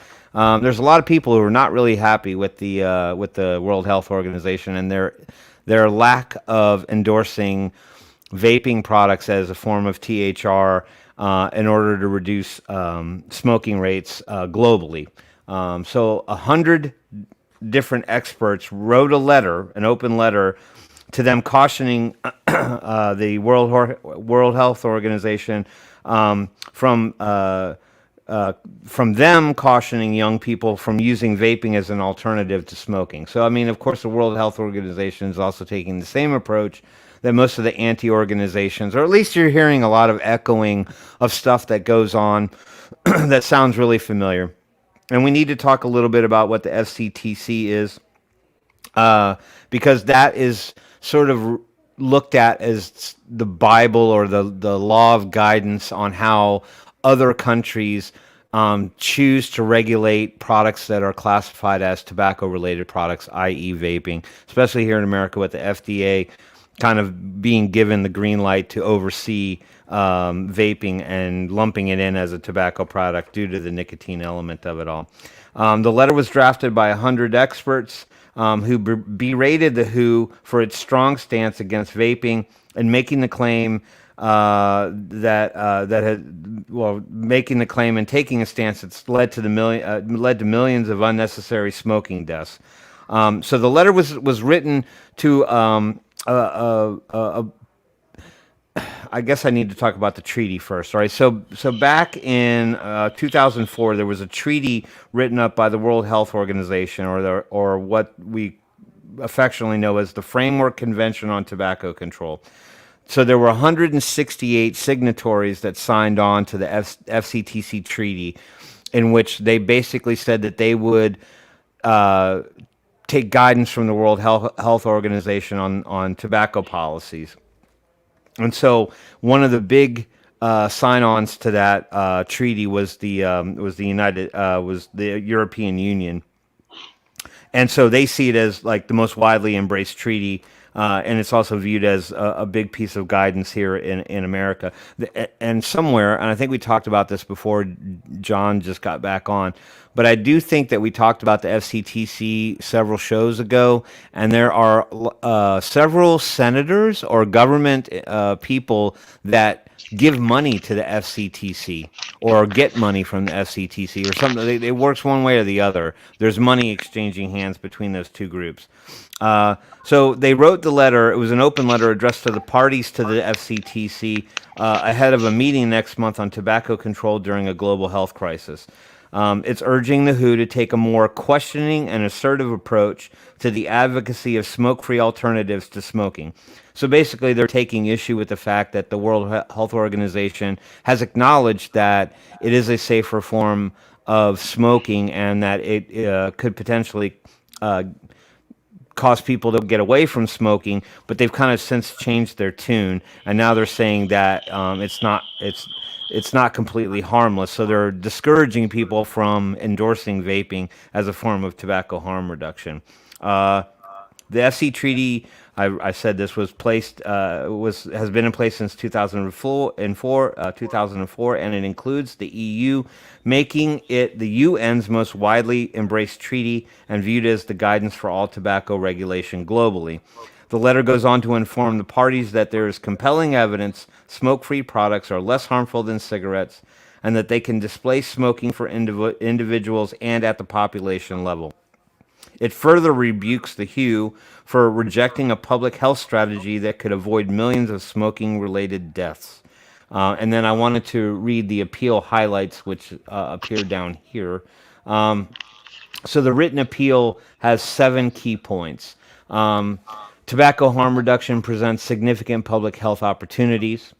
Number 2, e-cigarettes are a driver of smoking cessation. 3, tobacco harm reduction can contribute to sustainable development goals. Number 4, major regulatory assessments experience support heated tobacco. That isn't a solid sentence. Let me read that again. Major regulatory assessments experience support heated tobacco products. I guess they're talking about the heat not burn items. Policymakers must recognize unintended consequences of policy proposals. Number 6, place adolescent ends use in proper context. And 7, there is public health support for harm reduction in tobacco control. So they're basically opining to the parties that are associated to the FCTC, trying to get them to change their viewpoint on how tobacco harm reduction is considered when it comes to the vaping space. So they think that everybody should be a little bit more open-minded towards it, since most of these countries and their regulatory bodies, especially their medical communities, have in the past endorsed vaping, and it wasn't only until like the last handful of or last few years that they've kind of changed their tune, and now they're kind of like spitting the same propaganda. If you look at what the FCTC puts out in terms of their guidance for vaping and tobacco control and stuff like that, you'll hear all the anti-groups sort of echo that because it's just like a trickle-down effect. So a lot of the speech that you hear comes from the FCTC down to the big organizations or the lobbyists who have been pushing the propaganda and the agenda and sort of propping the WHO up, and then that ends up dribbling down to the anti-groups and stuff like that. So they all kind of parrot the same sort of verbiage and stuff like that.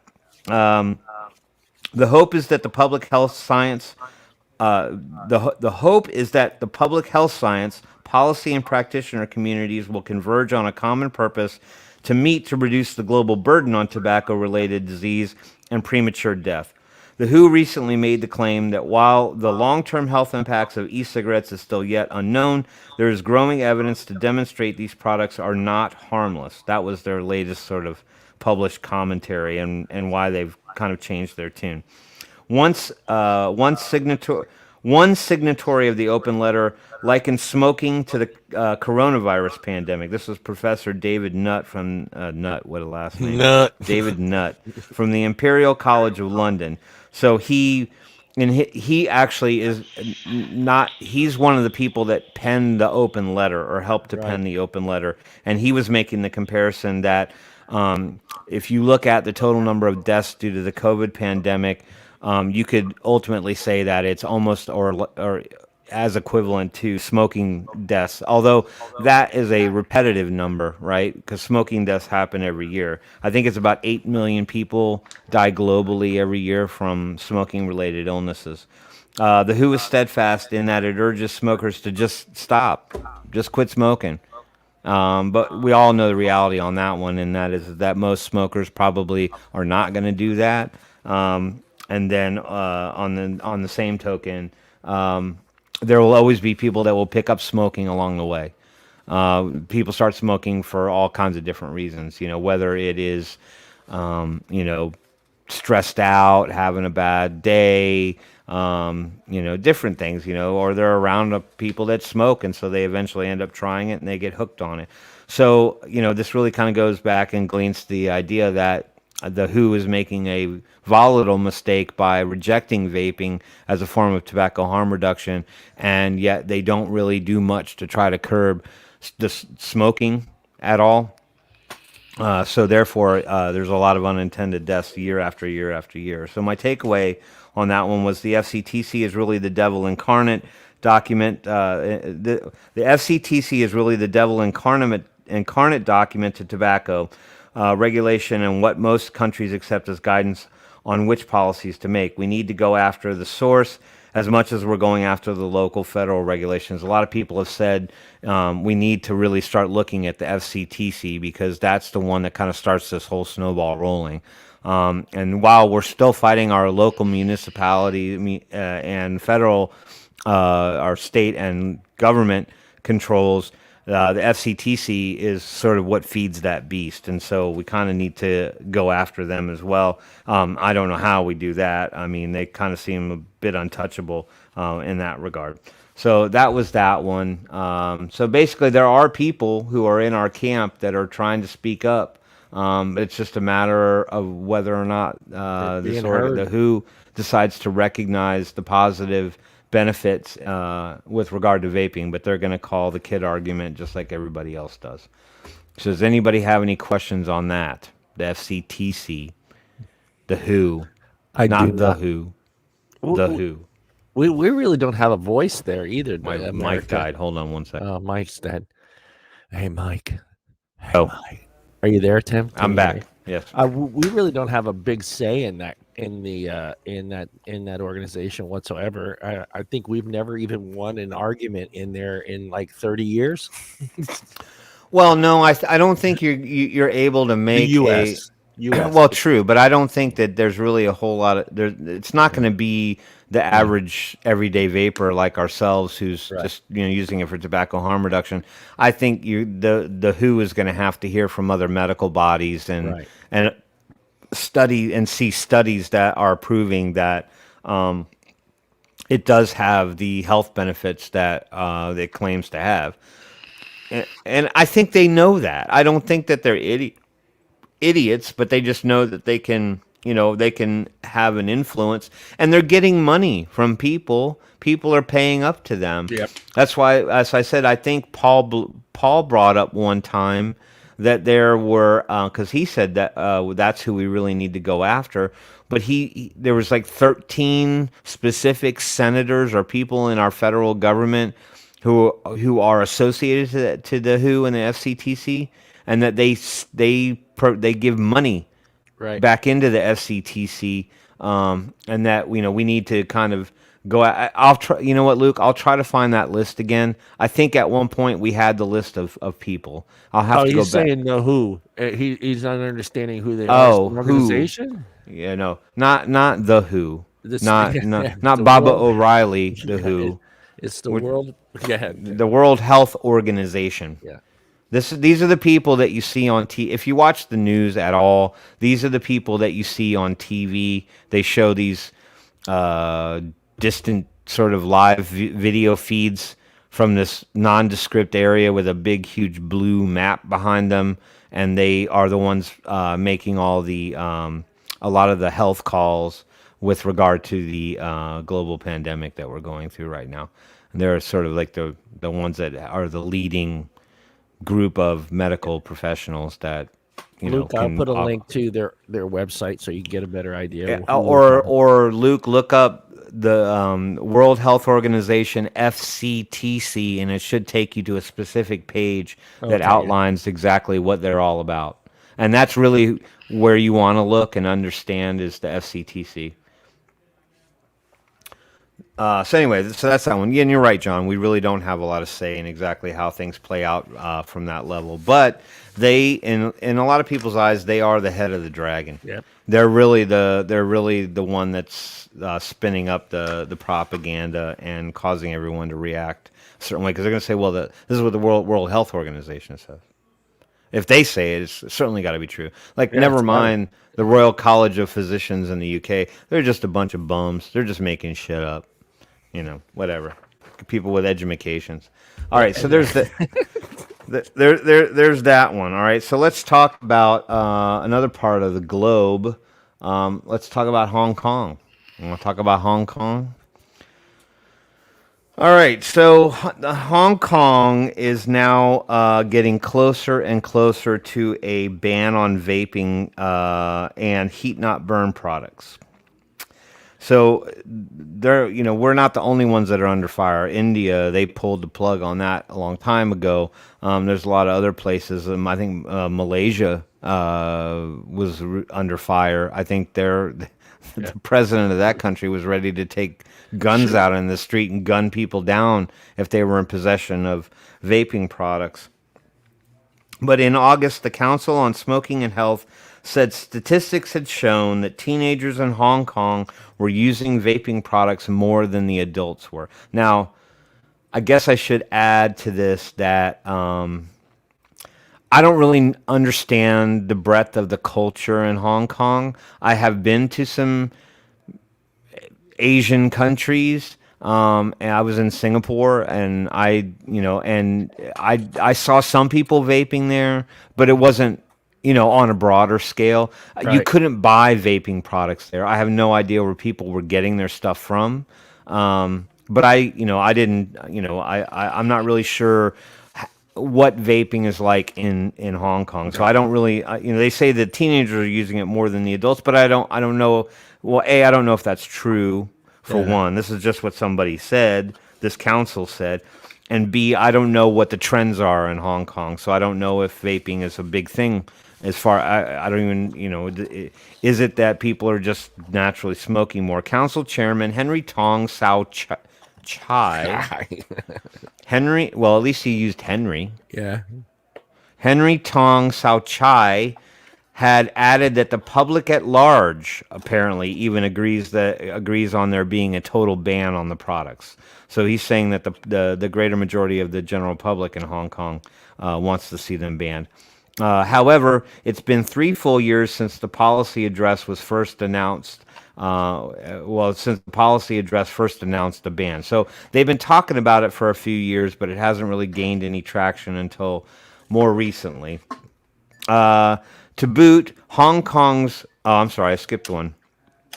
However, he went on to claim that there were significant health risks from heat not burn products, and that has been proven by scientists. But they pointed out that he didn't actually even acknowledge, though, there was a small sentence in here that said, however, he failed to add that countless independent studies have shown that they are substantially safer than regular cigarettes. And that's something that I would like to learn or understand about heat not burn products, because I was at Walgreens the other day buying reading glasses of all things, and behind the counter I did see the IQOS display, and I had questions on that. Like, well, first of all, I'm not really interested in trying one. I know that there are some people that have tried them and said that they're disgusting, that they just taste like basically you're just sucking on a cigarette.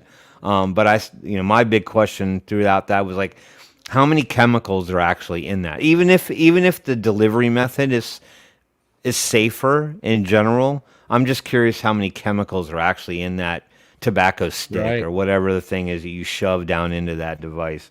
But while he was saying that he was against heat not burn products and that there were health risks from them, he didn't acknowledge that there were several independent studies that show that they're far safer than cigarettes. But that seems to be something that's brushed over every time. They try to take, the benefit of it and make it a negative. To boot, Hong Kong's largest party, the Democratic Alliance for the Betterment and Progress, also supports the ban. So that doesn't bode well for anybody. So the Hong Kong's largest party, the Democratic Alliance for the Betterment and Progress, they also support the ban. So what that specific party they've been asked to host a meeting that will allow the government to finalize its stance on banning the product. So I think this is coming up here pretty soon.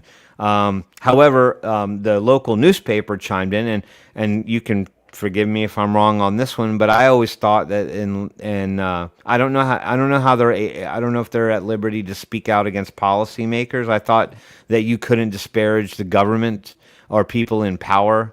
But apparently the South China Post urged the Hong Kong government to rethink this policy due to lack of success Australia has shown in decreasing smoking rates due to an effective ban. So what they're trying to point out is that there's other countries ahead of Hong Kong that have banned vaping in hopes that it would help to further reduce smoking rates, because everybody likes to play the gateway card.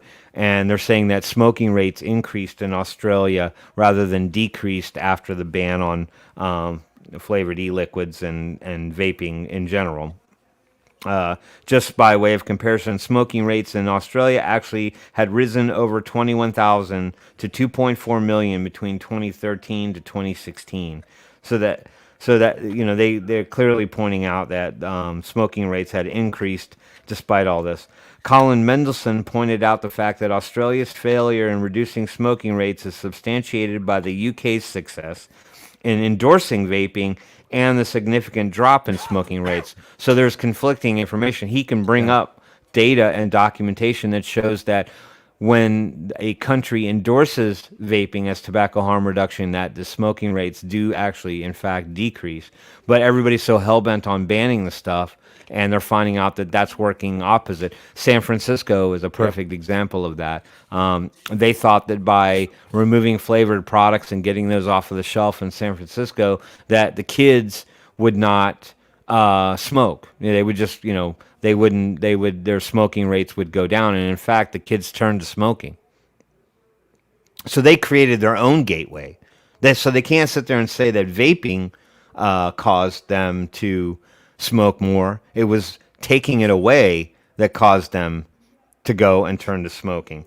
To that end, the same article says, while vaping may not be, the newspaper's article said that while vaping may not be the ideal way to quit smoking, discarding it when it may be the most effective method to do so is nonsensical. So somebody at that newspaper has got actually a decent head on their shoulders, and they're realizing that these these government decisions to ban this form of tobacco harm reduction are actually probably making a monumental mistake. And it's not only that. It's not that smoking rates will go up, because that's going to be the people that just don't know how to get what it is they want to get.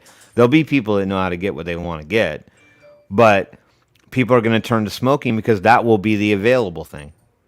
And I imagine you'll start seeing smoking rates increase here over the next year as now that the post office can't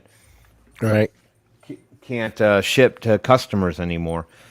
People won't be able to get the e-liquids that they want. So their success is going to be stymied, and they're going to turn right back to smoking. So my takeaway on that one was I'd be willing to bet Hong Kong is one of the signatories on the FCTC. I bet if we look it up, you'll probably find China on that list. That said, another country who is failing at effective THR by outlawing products that are the most effective in our lifetime. And I'm not surprised by that. Yeah. I don't understand why it's taken on such a negative connotation on the backs of kids, but that's the direction we're going right now. All right, so there's that one. Now let's talk about some advocacy, because that's pretty much where we're at right now, right? Like, the only thing we can do is continue to fight for the thing that we believe in, the thing that we know saved our lives. And we need to continue to advocate, even in the light of all these little dark times that we're about to venture out on.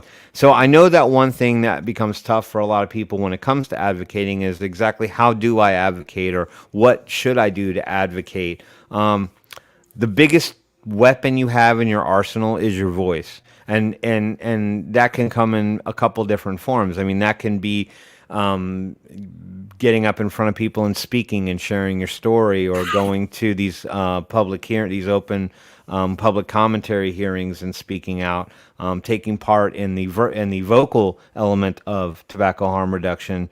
But you also have a voice that's connected to your fingertips, and you also have the social media platforms that prove to be quite a wonderful place to send messaging out there into the nether. Twitter is probably the most advantageous and beneficial place to do that, because on Twitter you've got the actual people as part of your audience. So when you see posts from certain governors or senators or anti-groups, or even the pro-vaping community, influencers, fellow advocates like that, they're all on Twitter, and they're the actual people, the blue checks, the white checks, the non-checks like me. We're all out there talking and making our voice heard, and jumping all over people who have false information that they put there. Like, people can almost say whatever they want negatively about vaping, and they don't have to provide any proof at all. Like, you don't see one fact checker jump up and shut down the post that they put out. Now, what they are notorious at doing is just spreading misinformation.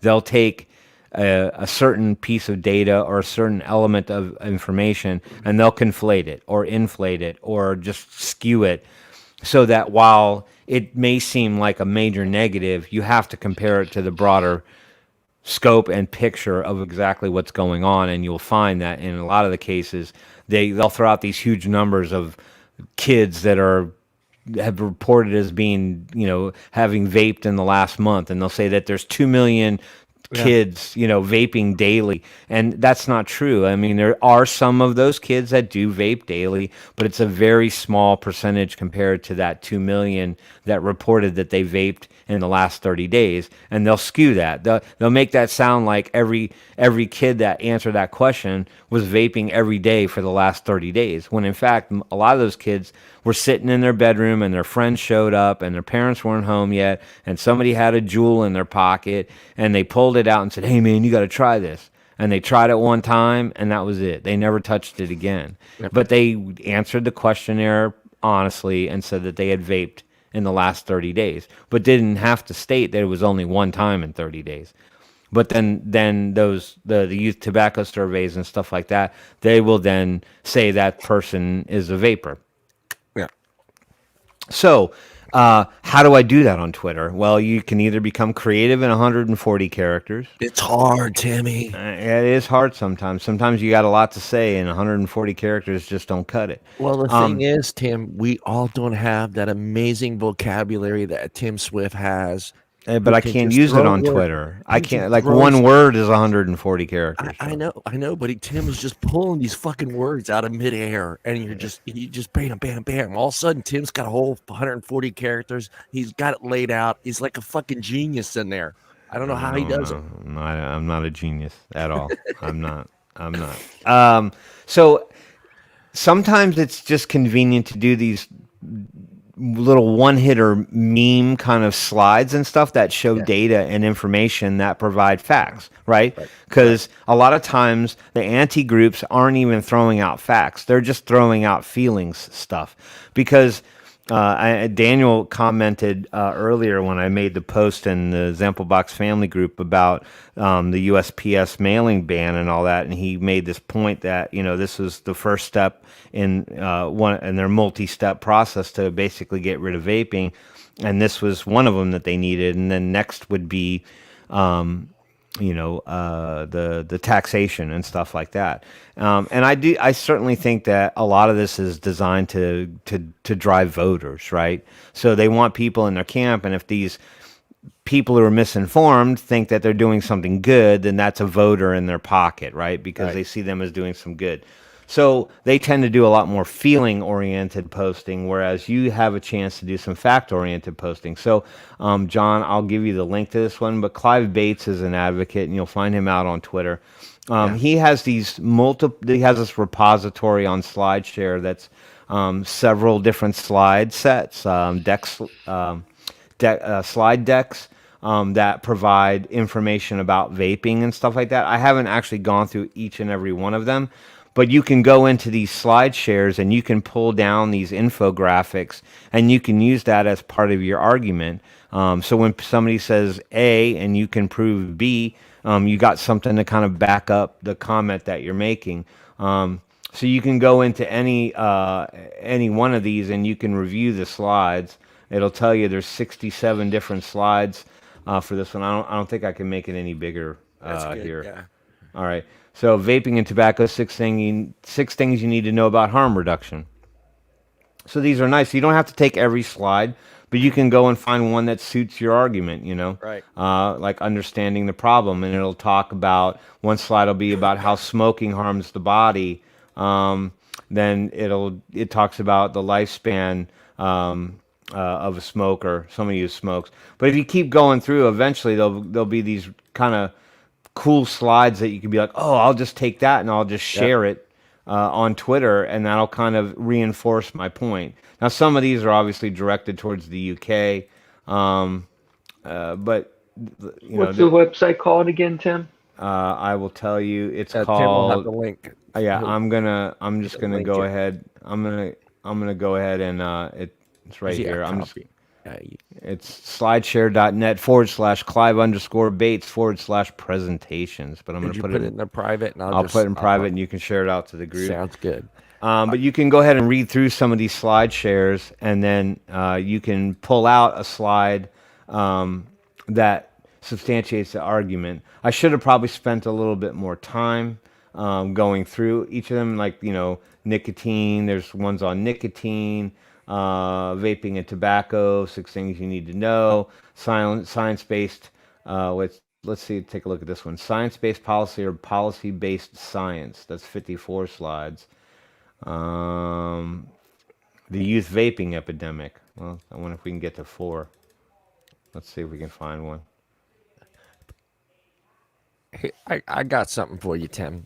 All right. All right. No, anyway, I don't have time for I want you to kind of help people understand before you go and start your tweet, and what you're going to talk about. Mm-hmm. I like to start out with the hashtags I want to use first. Then I work. Is that how you do it? Do you start with your hashtags first? No, because hashtags. Because you run out of space, and then you're fucked because you don't have any hashtags. I think what I've done, unless it's a specific tweet that I want to respond to, that I think that say for example, like campaign for tobacco-free kids, or the Truth Initiative. Yeah. With them, I love the hashtag at the end of all my posts, quit lying and vaping saves lives, because they tend to lie a lot. That's a response, though. That's a response to, Right I'm now, when talking you, about when you do it yourself, when you're posting I on your don't, own. I don't start with any. I typically don't tag a specific person because that takes away from your character count. Right. And then I try to conserve all my hashtags at the end of them, unless it's a really Okay. short, sort of breezy kind of comment. You know what I mean?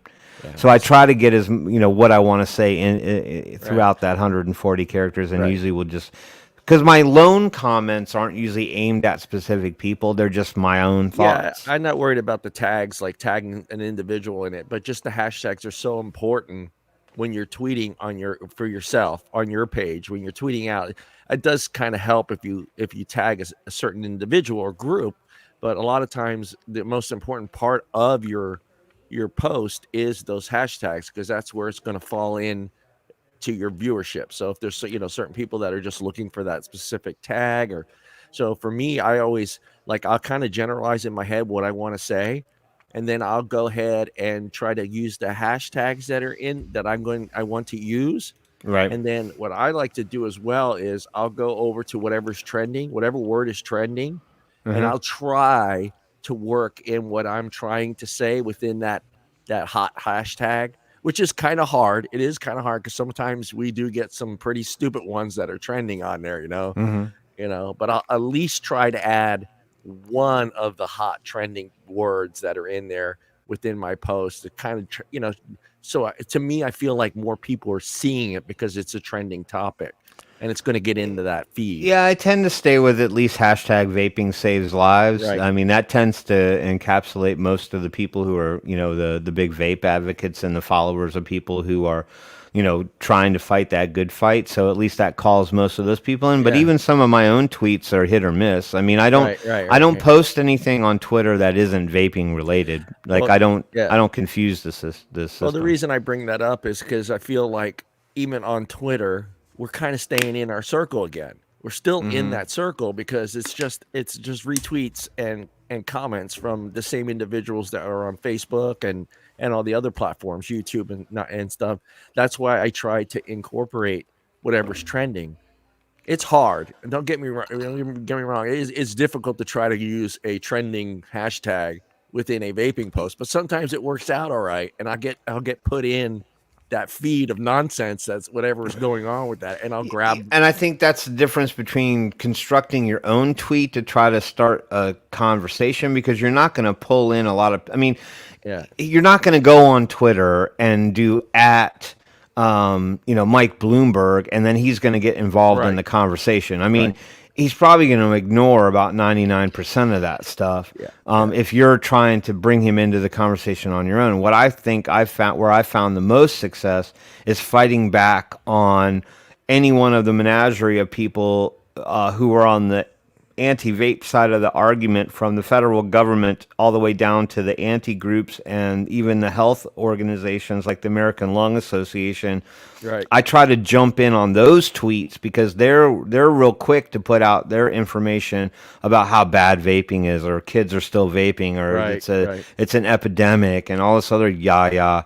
They do it every day to try to drive views on that stuff to the the impressionable.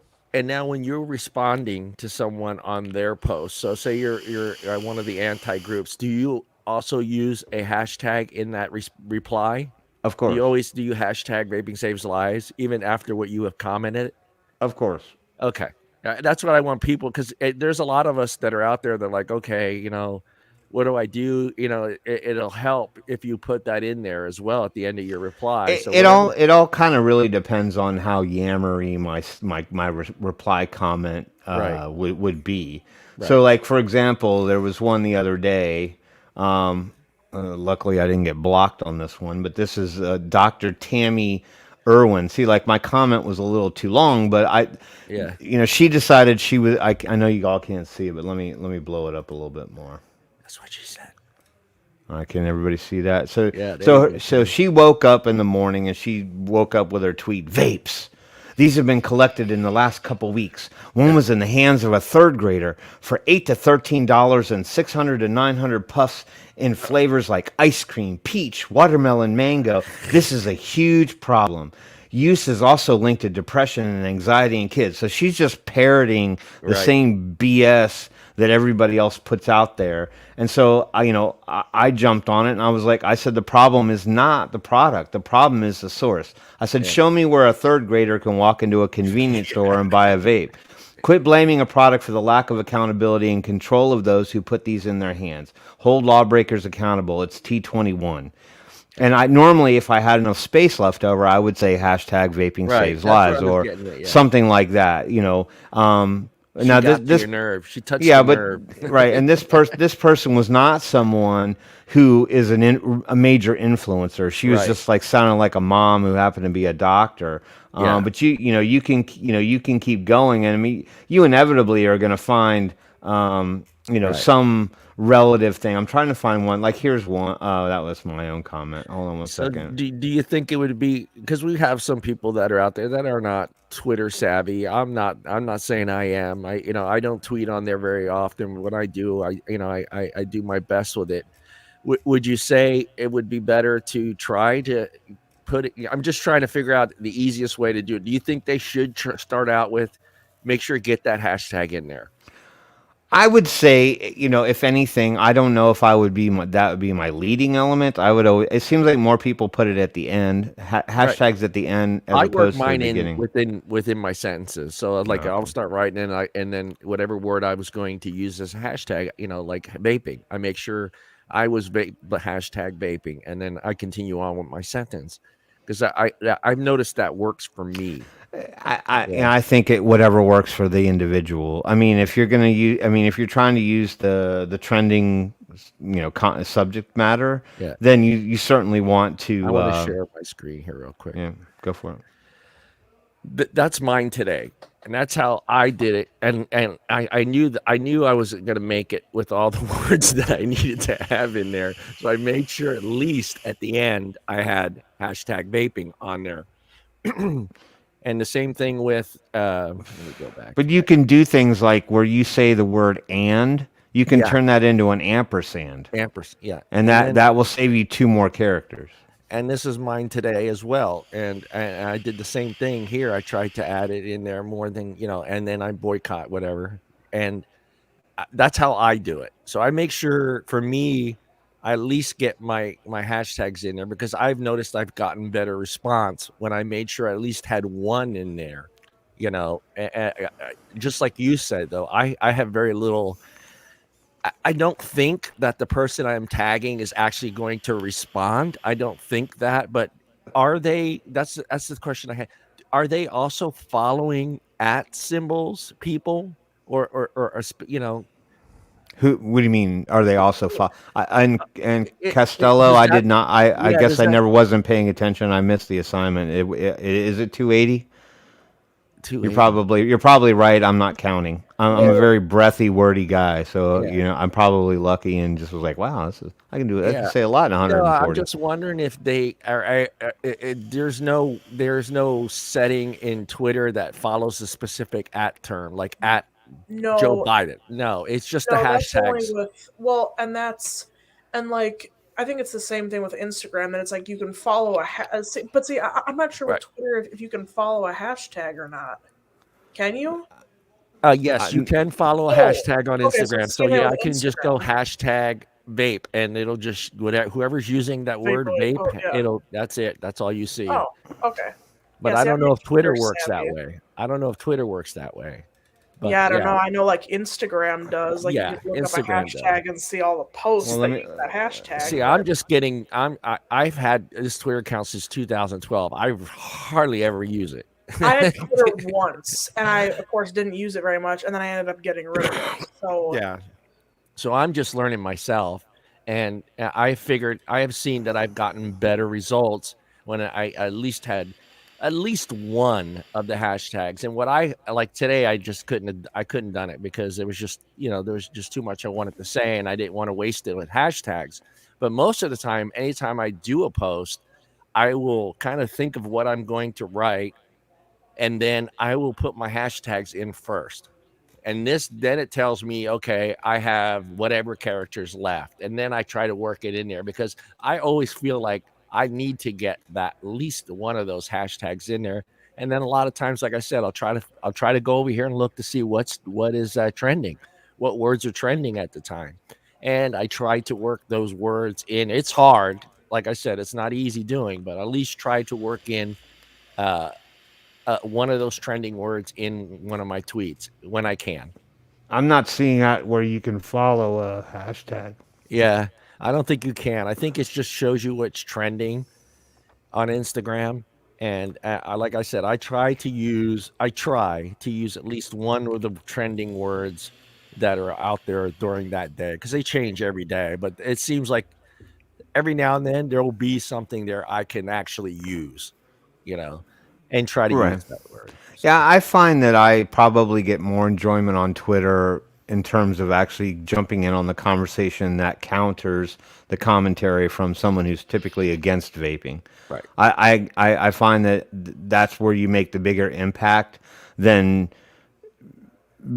trying to do standalone commentary, because that doesn't really pull anybody into the conversation that's not already in the same camp as me. Right. And then I'm just in my own bubble. All I'm doing is just preaching to the choir at that point. I'm going to get positive response there.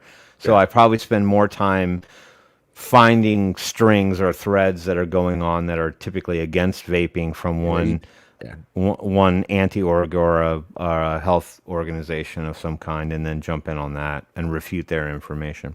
Yeah, I saw that, Mallory. I appreciate that. I mean, yeah, I'm just trying, like you. I mean, you're better at it than I am. I'm just trying to figure out ways that we can utilize Twitter and not get stuck in that same bubble, and get outside of our community and actually have some guy that's on Twitter that doesn't have anything to do with vaping actually see a comment Yeah, or a you know post. what? It's hard. I don't think you're going to get that kind of reaction until they're similar people sort of commenting in a thread that has back and forth, like pro and anti against it, and then they're inclined to look back at that thread and see your responses. I don't think Yeah. you're just gonna get some rando to see your tweet about vaping, and he's gonna be like, let me follow this John guy. He seems Yeah, I don't even rather, care if they follow me. yeah.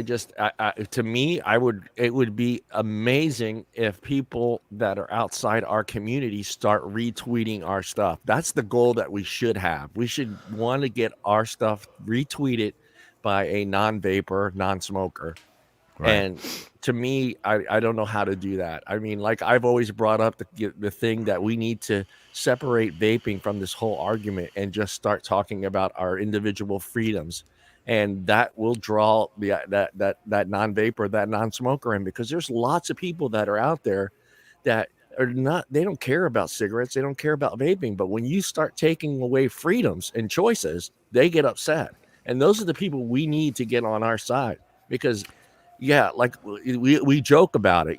It's vaping today, but it could be caffeine tomorrow. It could be flavored fucking coffee. It could be a lot of things, and that's that's why I feel like when I go on Twitter and I see who's reposting and who's commenting, these are the same people that we see every single day in our vape groups, and I love it. That's perfect. I just want to figure out how to get Joe Blow to say, fuck, look at what's going on over there, and then retweet. I don't know what starts that trend. Yeah. Well, I mean, the thing is, though, is that, like, because you were talking about, like, okay, it's vaping today, but what about, caffeine? Like, I think that's kind of almost the approach you have to take. Like, you have, like, I mean, in your tweets, every now and again, you could use, and explain, because there's and like, not that I want to, make this like a political discussion necessarily, but it's No, like, it's perfect. It should be now. you see nowadays, though, that it's like people,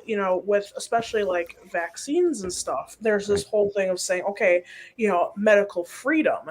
Like in some ways with, Twitter, Facebook, Instagram, whatever, like, having that approach of tweeting saying, hey, this is what's also now being, starting to be banned. Here's, here's what could be next. I mean, you like, coffee, okay, that could be next. Yeah, I mean, you think about it. It's like I tell everyone that that doesn't know anything about this, and when we first talking about it, I try to keep that part out of it. I just try to explain to them that this is a choice. This is a choice that I, as an adult, are making. I'm not 15 years old. I'm not 13 years old. Okay, I am an adult. I'm 53 years old. I should be able to choose whether I want fucking chocolate or I want vanilla.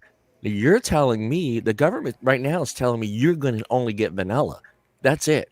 And Well, I don't or want fucking either. vanilla. That's how I want people to realize what's going No on. more pumpkin spice. That's right. I don't. I agree with you. What I think for me, I think it seems like people have their own concerns and their own agendas, and they don't really want to try to lump all of it in together.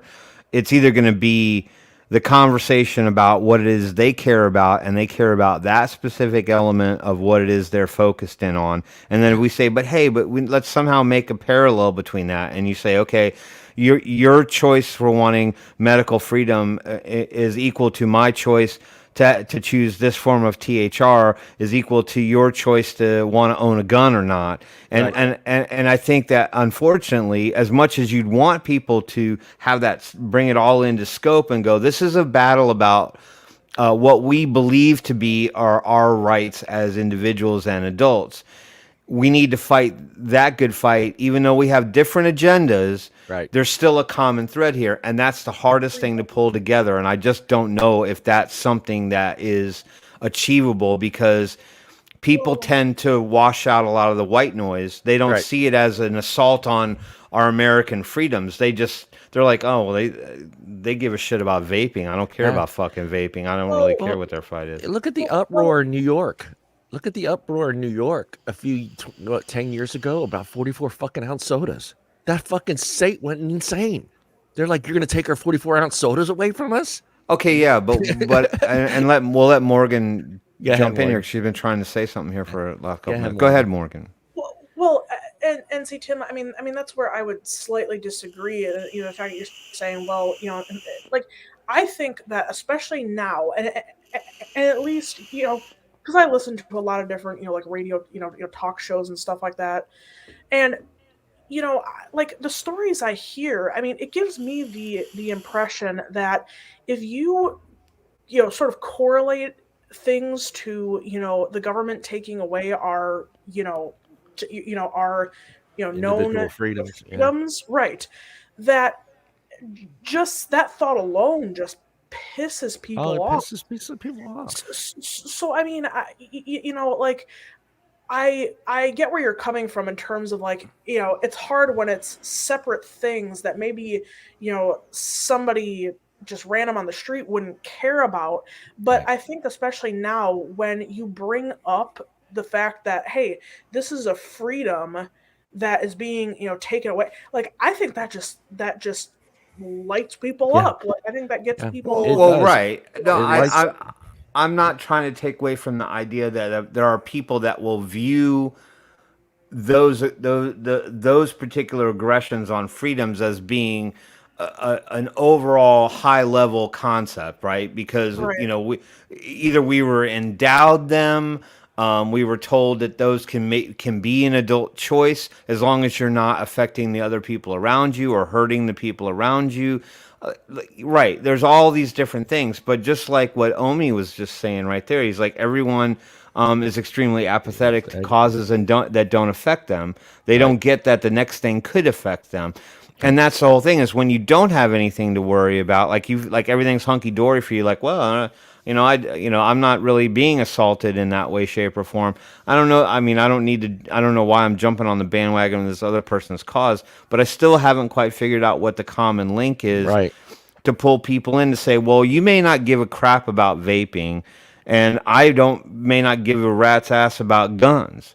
But the point is that or even people that smoke weed or whatever, I'm just saying, we tend to just be like, that's your fight, man. That's your hill that you're standing on. And I don't have, how do you pull all those people together to say, okay, well, I don't want your element to become secondary to this, but there is one line above all that, and that is that they're trying to take your freedom away, and they're trying to take your freedom away, and they're trying to take your freedom away, and somehow we have to sort of band together on that one, and I don't know how to make that connect that link. But see, I think that that's already starting to change, though. I mean, again, at least from what I listen to and stuff like that, I sort of get the feeling that like that's already taking place. Yeah, it is. So I mean, take for example the whole like medical freedom thing. I think that that's something that everybody is starting to band together on it. Maybe in the beginning it was kind of like, oh well, that's but it's starting to affect a lot more people, and like I think no matter what issue you pick out, and again, at least from what I'm hearing, it sounds like it's starting to become a reality that people, no matter what the issue, banding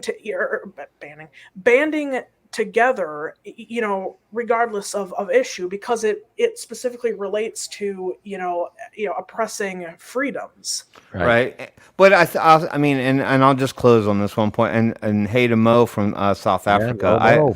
I've been to Johannesburg 3 times, man. I loved it every time. Had a great time over there. Although I did stay within the 4 walls of the. You stay within the. Well, everything is behind a wall or behind a gate over there. Like you like just Jamaica, you don't go wandering around in South Africa. Anyway, my point is that may be true, but then I also think that, and I'm not trying to be negative here. I'm just pointing out things that I see, and that in terms of our own particular agendas of the things that we fight for, like I certainly don't want to see anyone lose what they believe to be their inalienable right, or their freedom, or their adult choice, or any. I don't want any of that taken away from anybody in any way, shape, or form. But we also, when we get down to the soup and nuts about it, then things could fracture from there, because different politicians will take different stances, right? So you might have a particular senator that's like, "Hey, I'm all for the Second Amendment and you owning your gun, but I don't want the kids vaping." You know what I mean? And it's like, well, then how can I vote for you? How can you be in my camp when I want those people to be able to own a gun or and all that stuff, but you don't support vaping, so now you kind of now you're not really in my corner, so I don't know how. Again, that's a tougher thing to do, is bring everybody together. I think it gives the vaping industry, the companies itself, an outlet to get the voices heard if they go to that freedom of choice route instead of talking about the health benefits, because now they have a voice. You can't take that voice away, whether you're a company.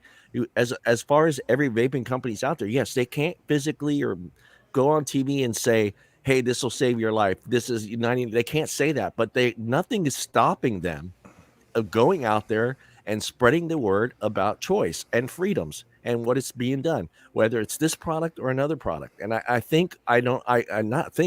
just don't understand why no company has stepped up and gone that route, because now you have a voice. Now you have not just a voice that you can spread locally, but a voice that you can spread nationwide, because now you're talking about freedoms and choices that are being taken away from individuals that are paying taxes every day to because a minor or a parent or a uncle or aunt or whatever is getting his product for this kid. Now we're going to be punished. So what's to say down the road other things aren't going to be down that same thing? Like I said, it's the chocolate ice cream, the vanilla ice cream. The government wants you to have vanilla ice cream and no chocolate ice cream. Are you going to go for that? No. And the same thing applies to this. They're telling us, because we're adults and because parents and other individuals can't control what their kids are doing, that we should be punished for that. And that's where I'm thinking, why hasn't companies gone at that route? You can publish newspaper articles, you can buy advertising, you could do all that stuff and get away with it, because you're talking about freedoms. And you're not talking about the safety of vaping. You're not talking about how it's better for you than smoking. You get away from all that stuff and share your voice and let people that are out there actually hear this. Because right now, no one's hearing this. The only people that hear us bitching are people within our circle. And that's the problem. We get Well, stuck in that I don't know circle. that that's 100% true. I think there's plenty of people that are within our space that are out there yelling and screaming at all these politicians and senators and governors and key people who are on Twitter who have nothing that are completely against us. We're all jumping on their threads, and we're not the only ones that are being heard there. I mean, other people, the average Joes, are reading that commentary. Whether they choose to pick a side at that point, who's to say? Because normally you don't get the politician commenting back on the thread. Like they make the statement and then they just kind of disappear. And then there's like there'll be 80, 90 comments below it, of which 95% of that is refuting the claim, and people from the vaping space, but we don't see Gen Q public jumping in on our thread or our conversation and going, hey, you've all made some very good points here. Yeah. I'm starting to see where you're coming from on this one. And you're right. This is an attack on freedoms. Like, you just don't see the general public chime in that way. Right. We're not garnering that conversation. Yeah. Well, because I think part of the problem too is, again, like the attack on vaping is still geared towards that it's harm that that kids are getting into it, and they're still attacking on the front of the health effects of it. So that's why I think that major companies have not come out and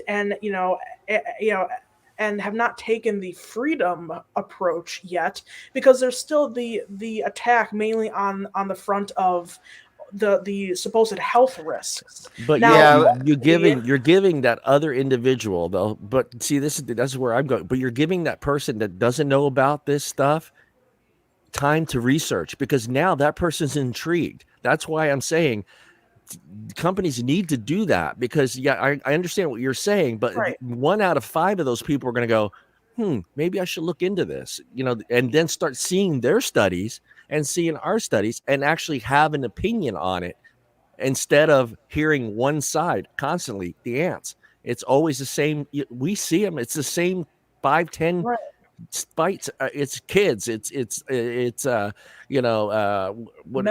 It's metals. It's the same bullshit studies they've been using for 10 years. These people have been seeing that stuff for 10 years. But if we come out and start saying, these companies start talking, wave that motherfucking American flag, go do your goddamn thing, go out there, do whatever it takes, and let people actually go out and do some research, instead of just seeing the ants all the time on fucking huge goddamn 125 feet billboards on every fucking highway. And now I can't even, I'm leaving Hulu. I already emailed them. I said, I don't want Hulu anymore. They asked me why. I said, because every fucking ad is an anti-fucking vaping ad. Every single one. And I choose vaping over your fucking service. So I emailed them and I canceled my service, because every fucking commercial was that new one where the guy's walking stick. Yeah. And I'm like, I don't want to see this. As a customer, I don't want to see this. So I'm leaving them. And that's what needs to happen. I believe we need to do that. We need to just let people understand that it's more than just us choosing flavors. It's our ability to make a choice. And we should be able to make a choice as an adult.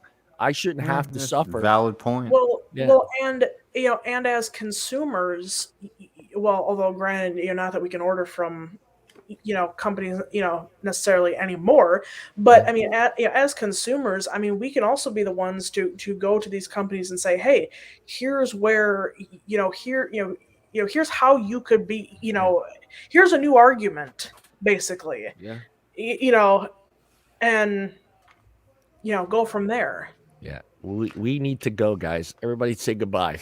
All right. Thanks to everybody in chat. We're over. But anyway, thanks everybody for coming. Come back next week. More conversation. We love having you guys here. Yeah, we love seeing you guys. Thank you, Daniel, for jumping in. Morgan, thank you for representing the state of Wisconsin. And Bag Milk. Peace out.